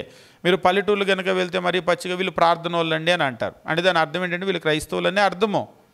అలాగనే మొదటి శతాబ్దంలో యేసుక్రీస్తు నామమును బట్టి పిలిచేవాళ్ళు వీళ్ళు అని చెప్పేసి అనేవాళ్ళు అనమాట. అంటే లోకంలో కనుక చూసినట్లయితే వాళ్ళ దేవతలు దేవుళ్ళు ఉంటాయి, ఎవరు దేవుడిని వాళ్ళు అడుగుతూ ఉంటారు. కాబట్టి యేసుక్రీస్తు నామమును బట్టి పిలవటమో అని చెప్పేసి అనేవాళ్ళు. వీళ్ళు ఆ నామాన్ని బట్టి పిలిచేవాళ్ళని. అట్లనే అక్షరార్థంగా వీళ్ళు యేసుక్రీస్తుగా ప్రార్థన చేస్తారు కదా. ప్రార్థన నేర్పించమన్నప్పుడు పరలోకమందున్న మా తండ్రి అని తండ్రికే ప్రార్థన చేయమని క్రీస్తు ప్రభు నేర్పించాడు. కాబట్టి ఇక్కడ మనం గమనించినప్పుడు యోవేలు చెప్పినటువంటి ఆ యెహోవా ఎవరు అంటే ఆయన యేసుక్రీస్తు. యేసుక్రీస్తు యెహోవాగా చెప్పబడ్డాడంటే అవును యోవేలు చేత యెహోవాగా చెప్పబడ్డాడు. లూకా సువార్త మనం గమనించినప్పుడు ప్రభు అయినటువంటి యేసు పుట్టడానికి ముందుగా జరిగినటువంటి ఒక సందర్భాన్ని గురించి తెలియజేస్తూ ఉంటాడు. అంటే బాప్తిసం ఇచ్చేటువంటి యోహాను కూడా ఆయన పుట్టడానికి ముందు జరిగినటువంటి ఒక సంఘటన గురించి ఇక్కడ తెలియజేస్తూ లూకాసు సువార్త 1వ అధ్యాయము మనం గమనించేటప్పుడు లూకాసు సువార్త 1వ అధ్యాయము జకరియా ఎలిజబెత్ అనేటువంటి దంపతులు చాలా వృద్ధాప్యంలో ఉన్నారు, పిల్లలు లేరు వాళ్ళకి. అయితే జకరియా ఆయన తన యొక్క సమయం వచ్చినప్పుడు ఆయన మందిరంలో ధూపం వేయటానికి వెళ్ళాడు. 10వ వచనము, ధూప సమయమందు ప్రజల సమూహం అంతా వెలుపల ప్రార్థన చేయుచుండగా ప్రభుదూత ధూపవేదిక కుడివైపున నిలిచి అతనికి కనబడగా జకరియా అతను చూచి తొందరపడి భయపడినవాడాయను. ఆయన లోపలికి ధూపం వేయటానికి వెళ్ళాడు. ధూపం వేయటం వాడుక రోజు వెళ్తూ ఉంటారు యాజకులు. అయితే ధూప సమయమందు ప్రజల సమూహం అంతానేమో వెలుపల ప్రార్థన చేసుకుంటూ ఉన్నారు.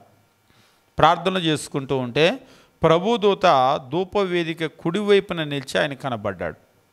కుడివైపున నిలిచి ఆయన కనబడ్డప్పుడు ఆయన రియాక్షన్ ఏమిటి అంటే జకరియా అతని చూచి తొందరపడి భయపడినవాడాయనో. తొందరపడి భయపడినవాడాయనో. He was a trouble and fear fell upon him. ఆయన తొందరపడ్డాడు, భయపడ్డాడు. పోనీ మీకు అర్థమయ్యేటట్టు చెప్తాను. మీరు బయట నుంచి లోపలికి నడుచుకొని వస్తున్నారు ఇంట్లోకి. రోజు వచ్చే మీ ఇల్లే, రోజు వచ్చే గుమ్మమే. వెనక తలుపు చాటున మీ పిల్లలు ఎవరో దాక్కొని హఠాత్తుగా బావ్ అన్నారు. అప్పుడు మీ రియాక్షన్ ఎట్లుంటుంది? అంటే మీరు ఊహించలేదు. ఊహించకుండా ఒక్కసారి కనబడ్డారు అనుకోండి, మీరు షాక్ అవుతారా అవరా? ఇక్కడ కూడా ఈయన ఊహించలేదు. హఠాత్తుగా దూత అక్కడ ప్రత్యక్షమయ్యాడు. ప్రత్యక్షమయ్యేసరికి జకరియా అతన్ని చూసి తొందరపడి భయపడినవాడాయనో. ఇది మనుషులకు సహజంగా జరిగేదే. పోనీ నేను చెప్పే ఈ విషయం గమనించండి. మీరు ఇంట్లోకి వస్తున్నారు, మీ పిల్లలు దాని వెనకాలకి వెళ్తున్నారు, తలుపు వెనక్కి మీరు చూస్తూనే ఉన్నారు. చూస్తా మీరు నడుచుకొని వచ్చారు. ఇప్పుడు మీరు గుమ్మం దగ్గరకు రానే బావు అన్నారు. ఇప్పుడు మీరు షాక్ అవుతారా? ఎందుకు అవ్వలేదు? ఆల్రెడీ మీరు ఎక్స్పెక్ట్ చేశారు. ఎక్స్పెక్ట్ చేసింది జరిగితే ఎప్పుడు కూడా షాక్ అవ్వరు. ఎప్పుడు షాక్ అవుతారు అంటే అనుకోనటువంటిది ఏదైనా జరిగితే, ఊహించినటువంటిది ఏదైనా జరిగితే అప్పుడు మనిషి షాక్కు గురవుతాడు. అది ఎంత ఊహించినటువంటి విషయము అనేదాన్ని బట్టి ఆ షాక్లో నుంచి బయటికి రావటం ఉంటుంది. ఉదాహరణకి అది అసలు మనం అనుకోనటువంటి విషయం అనుకోండి, చాలాసేపటికి ఆ షాక్లోనే ఉండిపోతాం. అదే అంత గొప్ప విషయం కాదనుకోండి, వెంటనే ఇప్పుడు బౌ అని అంటారు అనగానే హఠాత్తుగా మనం తుల్లిపడతాం. ఒక్క క్షణంలో అందులోంచి బయటకు వచ్చేస్తాం. ఎక్కువ టైం పట్టదు అది. అదే అనుకోనటువంటి ఒక సంఘటన జరిగింది. ఒక్కోసారి మీరు చూడండి, యాక్సిడెంట్ జరుగుతుంది. యాక్సిడెంట్ జరిగిన తర్వాత ముందు పక్కకి లేపి కూర్చోబెడతారు. వెంటనే మోటార్ సైకిల్ వేసుకొని మళ్ళీ కింద పడిపోయి నేను లేచి వెళ్ళిపోతానంటే పక్కన ఉన్న వాళ్ళు ఒప్పుకోరు. కూర్చోబెట్టి కాసేపు ఆగని అంటారు. ఎందుకు? మన మైండ్ షాక్లోకి వెళ్ళిపోతుంది. అసలు జనాలు ఏదేదో మాట్లాడతారు, ఏది చెవుల్లోకి వెళ్ళదు, ఈ అంటూ ఉంటుంది. అసలు మనం ఎటు ఆలోచన చేస్తామో మనకే తెలియదు, షాక్లోకి వెళ్ళిపోతూ ఉంటాం. ఒకసారి ఒక వ్యక్తి చెప్తూ ఉన్నాడు, హైదరాబాద్ వెళ్తూ కార్ యాక్సిడెంట్ అయిపోయింది. చాలా మేజర్ యాక్సిడెంట్. ఎంత పెద్ద యాక్సిడెంట్ అంటే కారులో స్పాట్లో ఒకరు చనిపోయారు స్పాట్లో కళ్ళ ముందు. ఆయన చెప్తూ ఉన్నాడు, భార్యకేమో కాలు చెయ్యి ఫ్రాక్చర్ అయిపోయింది, ఈయనకు కూడా రిబ్స్ దెబ్బతిన్నాయి. ఆయన చెప్తూ ఉన్నాడు, సినిమాల్లో యాక్సిడెంట్ చూడటమే కానీ నిజం యాక్సిడెంట్ ఎట్లా ఉంటుందనేటువంటిది నిజంగానండి. అది జరిగిన తర్వాత వాళ్ళు జనాలు వచ్చేసారంట, జనాలు అరుస్తున్నారు. ఆ పొలుగులు అవి తీసుకొని ఆ కారు క్రాష్ అయిపోతే డోర్లు ఓపెన్ అవ్వకపోతే వాటిలతో పొడిచి మొత్తం కూడా తీసేసిన తర్వాత ఆయన్ని తీసుకొని వచ్చి అక్కడ కూర్చోబెట్టారట. అసలు వాళ్ళు అరుస్తున్నారు, అదంతా కూడా సినిమాలో చూపిస్తారు కదా, నాకు గీ అంటూ ఉన్నాయండి చెవులు. అసలు నాకు వాళ్ళు నోరు ఇలాగా అనటమే తప్ప వాళ్ళు ఏం మాట్లాడుతున్నారు కూడా నాకేం అర్థం కాలేదు. నేను అలా కూర్చొని ఉండిపోయాను చాలాసేపు, అసలు నేను నా మైండ్లోకి రాలేదని చెప్పేసి అంటున్నాడు, స్పృహలోకి రాలేదని. అంటే అది ఎంత పెద్ద షాక్ అనేటువంటి దాన్ని బట్టి అందులో నుంచి మనం బయటికి రావటం అనేటువంటిది ఉంటుంది. ఇది మనకు సహజంగా జరిగేదే. ఇక్కడ కూడా జకరియా లోపలికి ధూపం వేయటానికి వెళ్ళినప్పుడు 11వ వచనం, ప్రభుదూత ధూపవేదిక కుడివైపున నిలిచి అతనికి కనబడ్డాడు. హఠాత్తుగా కనబడ్డాడు. హఠాత్తుగా కనబడేసరికి ఆయన కూడా ఏమైపోయాడంటే జకరియా అతన్ని చూసి తొందరపడి రోజు వెళ్ళేటువంటి దేవుని మందిరమే, రోజు చేసే పనే ధూపం వేయటము, కానీ ఇవాళ షాక్కి గురయ్యాడు. ఎందుకు అంటే ఒక హఠాత్ పరిణామం, అంటే అనుకోనటువంటి ఒక సంఘటన అక్కడ ఎదురైంది. ప్రభుదూత ప్రత్యక్షమయ్యాడు. అప్పుడు ఆయన తొందరపడి భయపడుతుంటే అప్పుడు ఆ దూత అతనితో జకరియా భయపడకు, 13వ వచనం, నీ ప్రార్థన వినపడింది, నీ భార్య అయిన ఎలిజబెత్ నీకు కుమారుని కనును, అతనికి యోహాను అని పేరు పెడతావు.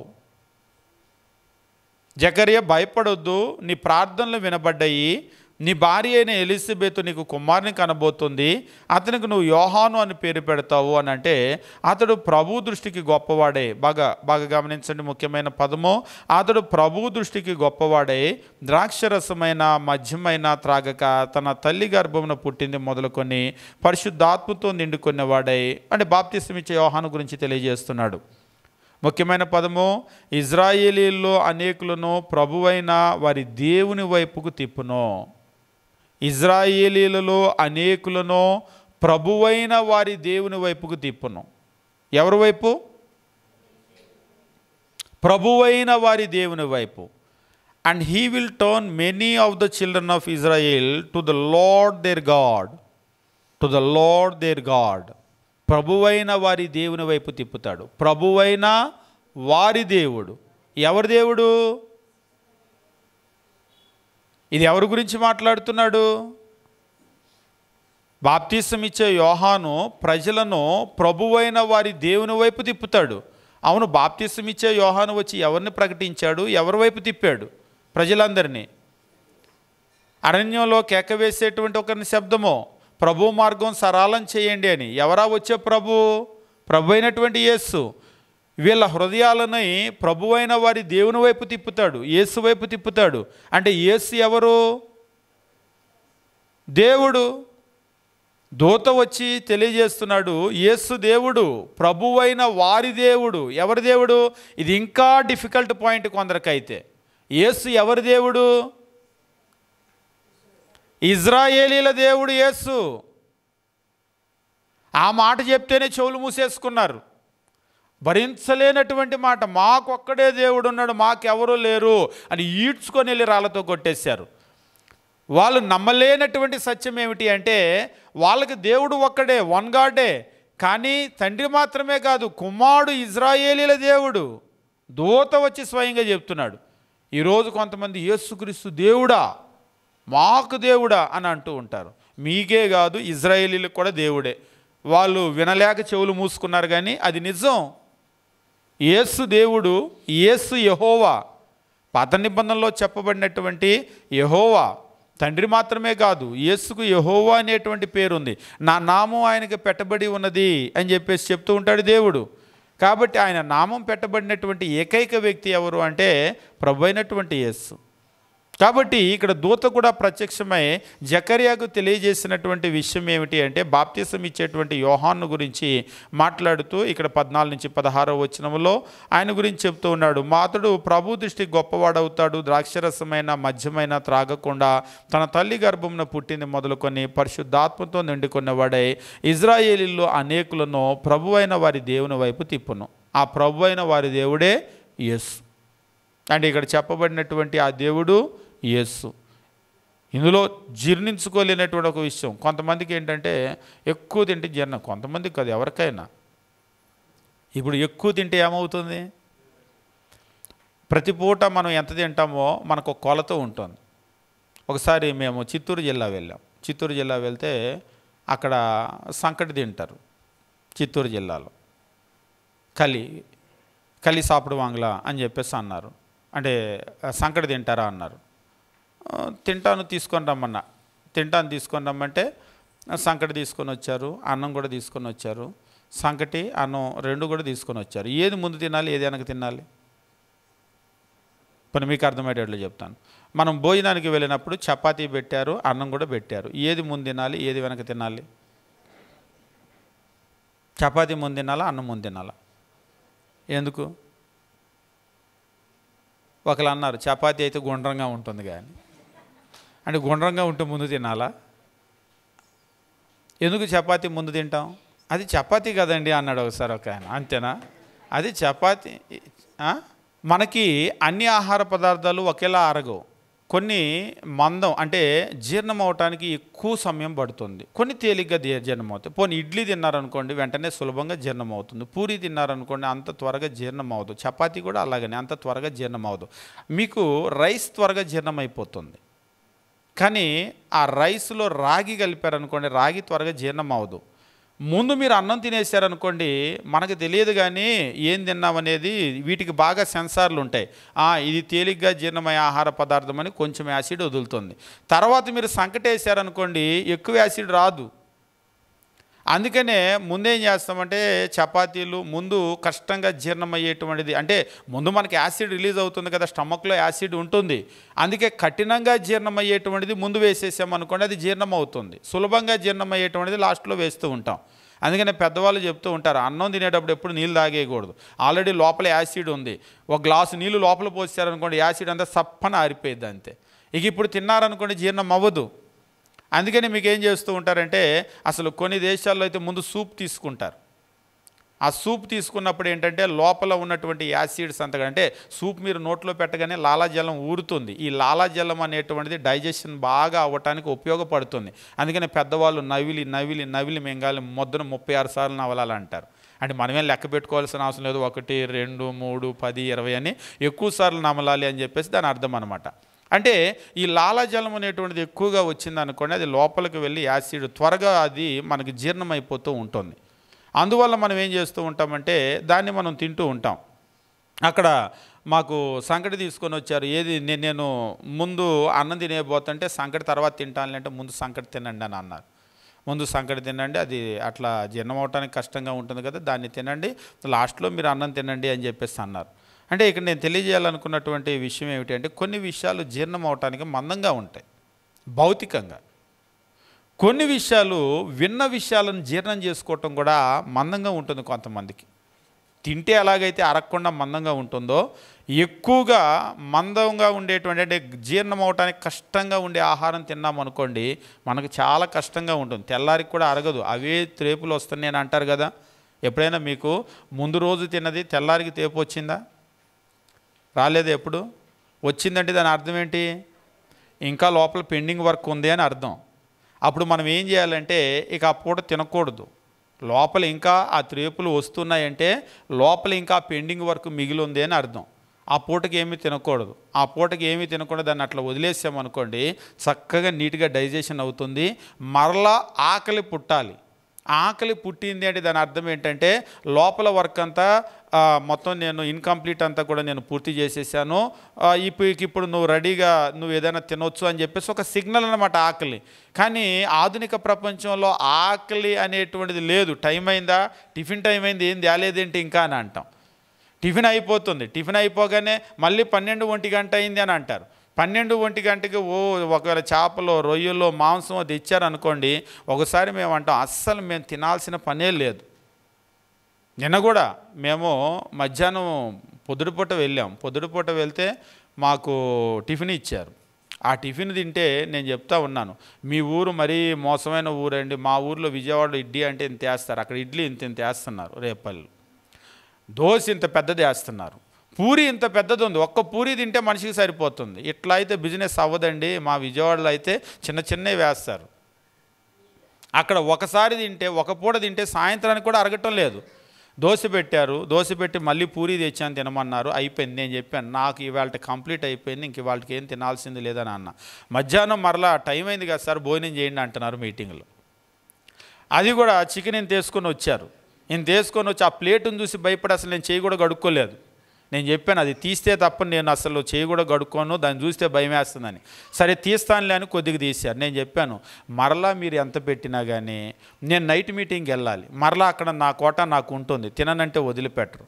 అంటే మా పరిస్థితి ఎట్లా ఉంటుందంటే మాకు అసలు అవసరం ఉండదు, అవసరం లేకపోయినా పెడుతూ ఉంటారు. ఇప్పుడు మా పరిస్థితి ఎట్లా ఉంటుందంటే లోపలేస్తాం కదా, లోపలేసిందంతా పెండింగే. ఇప్పుడు అర్ధరాత్రి 11కో 12కో మేము తినేసి వస్తాం, మాకు అరగదు. పొద్దుటిపూట మేము ఏం చేస్తామంటే ఇది అరిగించుకోవటానికి ఏ బరువులు ఎత్తటమో, ఏ ఎక్సర్సైజ్ చేయటమో, లేకపోతే ఏ వేడి నీళ్ళు తాగటమో, యాసిడ్ని మరలా దానిని రేపటానికి ఏదేదో కష్టపడుతూ ఉంటాం. ఎందుకంటే కొన్ని ఆహార పదార్థాలు జీర్ణం అవటానికి కష్టంగా ఉంటాయి. ఒకసారి డాక్టర్ దగ్గరికి వెళ్ళినప్పుడు ఒక మాట చెప్పాడు. ఆయన చెప్పినటువంటి మాట అన్నమాట ఇది. మీకు త్రేపులు వస్తున్నాయి అంటే నిన్న తిన్నది ఇంకా త్రేపు వస్తుంది అంటే నిన్నటిది పెండింగ్ ఉంది అని అర్థము, తినకుండా వదిలేస్తాయండి మీకు అంతే. అట్లా గనక మీరు వేస్తూ ఉంటే, ఉదాహరణకి నిన్న అన్నం కూర మిగిలిపోయింది, ఇంట్లో సర్ది పడిపోయింది, తెల్లారేసరికి మళ్ళీ ఇవాళ అన్నం కూరలు తీసి దానిలో వేసారు, పప్పు మిగిలితే దానిలో వేసారు, చారు మిగిలితే దానిలో పోసారు, మజ్జిగ తీసి దానిలో వేసారు, పెరుగు తీసి దానిలో వేసారు, పచ్చడి నూరేరు తీసి దానిలో వేసారు. తెల్లారికి మరలా అది మురిగిపోయి ఉంది. మళ్ళీ పొద్దున్నే లేసి ఇడ్లీలు అందులో వేసారు, దోశ అందులో వేసారు, చట్నీ అందులో వేసారు. 10 రోజులు అయ్యేసరికి ఏమవుతుంది? అది పులిసి బుజ బుజ బుజ బుజ మన పొట్లాలు ఉన్నాయండి అన్నాడు. అదంతా చెప్పేటప్పుడు నాకు అర్థం కాలేదు. చివరికి చెప్పాడు, మన పొట్లు అట్లా ఉన్నాయి సార్ అని ఆ డాక్టరు. నిజంగా నిన్నటిది అరగటం లేదు ఎవరికి, తెల్లారిలేసి మొదలు పెడుతున్నాం. కాబట్టి లోపల ఇంకా పెండింగ్ వర్క్ ఉండి వాళ్ళ చిన్న చిన్న పిల్లలకి గ్యాస్ వస్తుందంటే అది సమస్య. ఒకటే పని చేయండి, మీకు ఆ సమస్య ఉండొద్దు అని అంటే ఆకలి పుడితే మీరు తినండి, ఆకలి పుట్టకపోతే తినొద్దు. దేవుడు ప్రతిదానికి సెన్సార్ పెట్టాడు. నిద్ర వచ్చేస్తుంది అంటే నాకు రెస్ట్ ఇవ్వని నీ బాడీ చెప్తుంది, ఇవ్వాలి. దాహం అవుతుంది, నాకు వాటర్ తగ్గింది, ఇవ్వంటుంది, ఇవ్వండి. ఆకలి అవుతుంది, నాకు ఇవ్వంటుంది, ఇవ్వండి. ఏదైనా అడిగితే ఇస్తే సరిపోతుంది, అడగకుండా ఇస్తే అవసరం లేదు. అది అడిగినప్పుడు ఖచ్చితంగా ఇవ్వాలి. కొంతమంది బాగా చలికాలం రోజుకి 8 గ్లాసులు నీళ్ళు తాగాలని ఎవరో చెప్తారు, ఏదో టీవీ ఛానల్లో చూస్తారు. మంచి ఏసీలో కూర్చోవటమో చలికాలం. ఒకసారి ఒకళ్ళు అంటున్నారు తాగటం వెళ్ళటం పోయటానికి, తాగటం పోయటానికి వెళ్ళటం. ఏంటంటే సార్ 8 గ్లాసులు తాగాలండి అంటున్నాడు.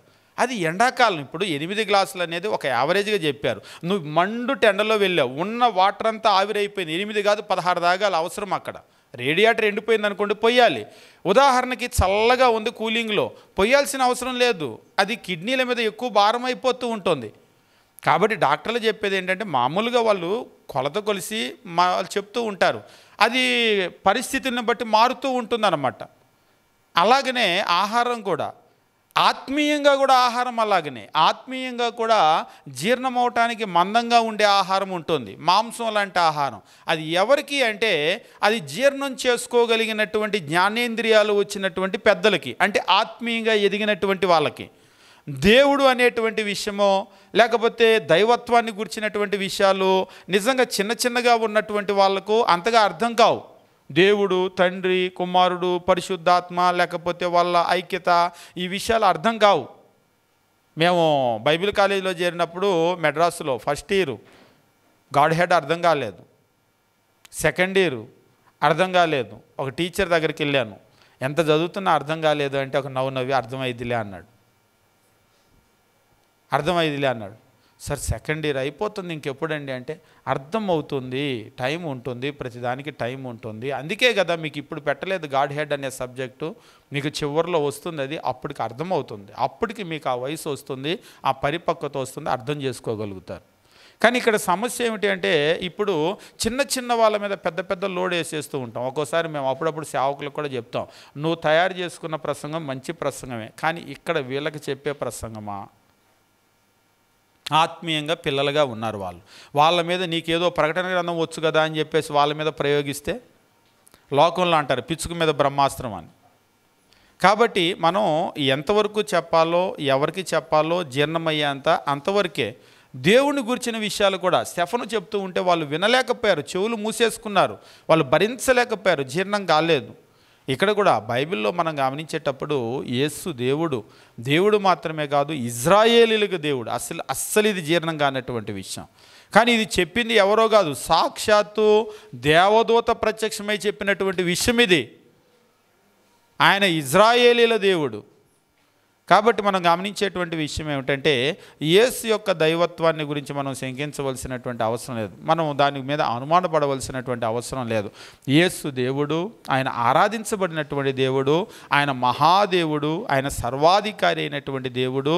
ఆయన తన మీద తిరుగుబాటు చేసినటువంటి వాళ్ళ దగ్గర సైతము కానుకలు తీసుకున్నటువంటి దేవుడు, అంటే వాళ్ళ చేత సైతము ఆరాధించబడినటువంటి దేవుడు. ఈరోజు క్రైస్తవ్యం, మన పూర్తి క్రైస్తవ్యం అంతా కూడా యేసు మీద, యేసు యొక్క దైవత్వం మీద ఆధారపడి ఉంది.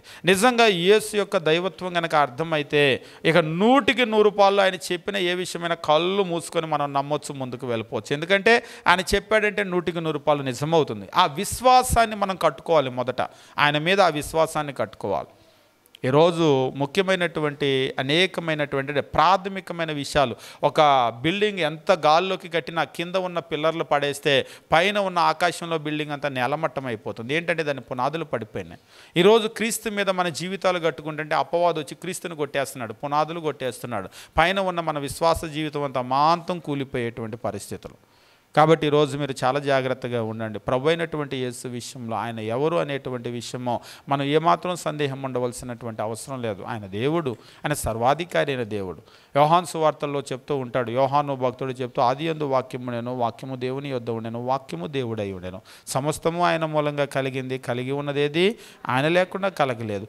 యేసు దేవుడని యోహాను చెప్పాడు, యేసు దేవుడని పేతురు చెప్పాడు, యేసు దేవుడని పౌలు చెప్పాడు. ఇంకా చెప్పాలంటే బైబిల్లో ఉన్నటువంటి దాదాపు ప్రతి రచయిత కూడా యేసు దైవత్వాన్ని గురించి వాళ్ళు చాలా చక్కగా రూఢిగా వాళ్ళు తెలియజేయటం జరిగింది. ఈరోజు ఆ విషయాలను ఏం చేస్తున్నారంటే కదిలించడానికి అపవాది ప్రయత్నం చేస్తూ ఉంటాడు. వాళ్ళకి మనం ఖచ్చితంగా చెప్పవలసినటువంటి అవసరం, వాళ్ళని చూసి మన విశ్వాసం కదిలిపోకూడదు. మనం వాళ్ళకి చెప్పి నేర్పించేటువంటి పరిస్థితిలో మనం ఉండవలసినటువంటి అవసరం ఉంది. కాబట్టి ప్రభు అయినటువంటి యేసుని గురించి మనము స్పష్టంగా తెలుసుకొని దాన్ని తెలియనటువంటి వాళ్ళకు కూడా ప్రేమతో, సాత్వికంతో మనం తెలియజేద్దాం. ఎందుకంటే క్రైస్తవ జీవితం యొక్క పునాదే యేసు. ఆయన గురించి కనుక తెలియకపోతే, ఒకసారి ఒక ఆయన అంటున్నాడు, సరేలేండి యేసు దేవుడు కాదు, వదిలిపెట్టండి అని అంటున్నాడు. ఆయన దేవుడు కాదు అసలు అంటే పునాది వదిలిపెట్టండి, గాల్లోకి బిల్డింగ్ కట్టండి అంటే ఎట్లుంటుంది? అయ్యగారు పునాది ఇప్పుడు వదిలేండి, పునాది తర్వాత చూసుకుందాం, ముందు స్లాబ్ ఏంటంటే వేస్తారా? అవుతుందా? ముందు పునాది వేస్తేనే తర్వాత కట్టడం, లేకపోతే అసలు నా వల్ల కాదనేస్తాం. అంతే కదా. ప్రభు అయిన యేసుని గురించినటువంటి అవగాహన లేకపోతే క్రైస్తవ జీవితం మనకు పైకే వెళ్ళదు. ఆయన మీద మనం కట్టుకుంటున్నాం. కాబట్టి అది చాలా ప్రాముఖ్యమైనటువంటి విషయము. దాన్ని మనం నేర్చుకొని మనము మన ఆత్మీయ జీవితాలు బలపడేదానికి మనమందరం కూడా ప్రయాసపడదాం. దేవుడు మనల్ని, మన కుటుంబాలను దీవించునుగా.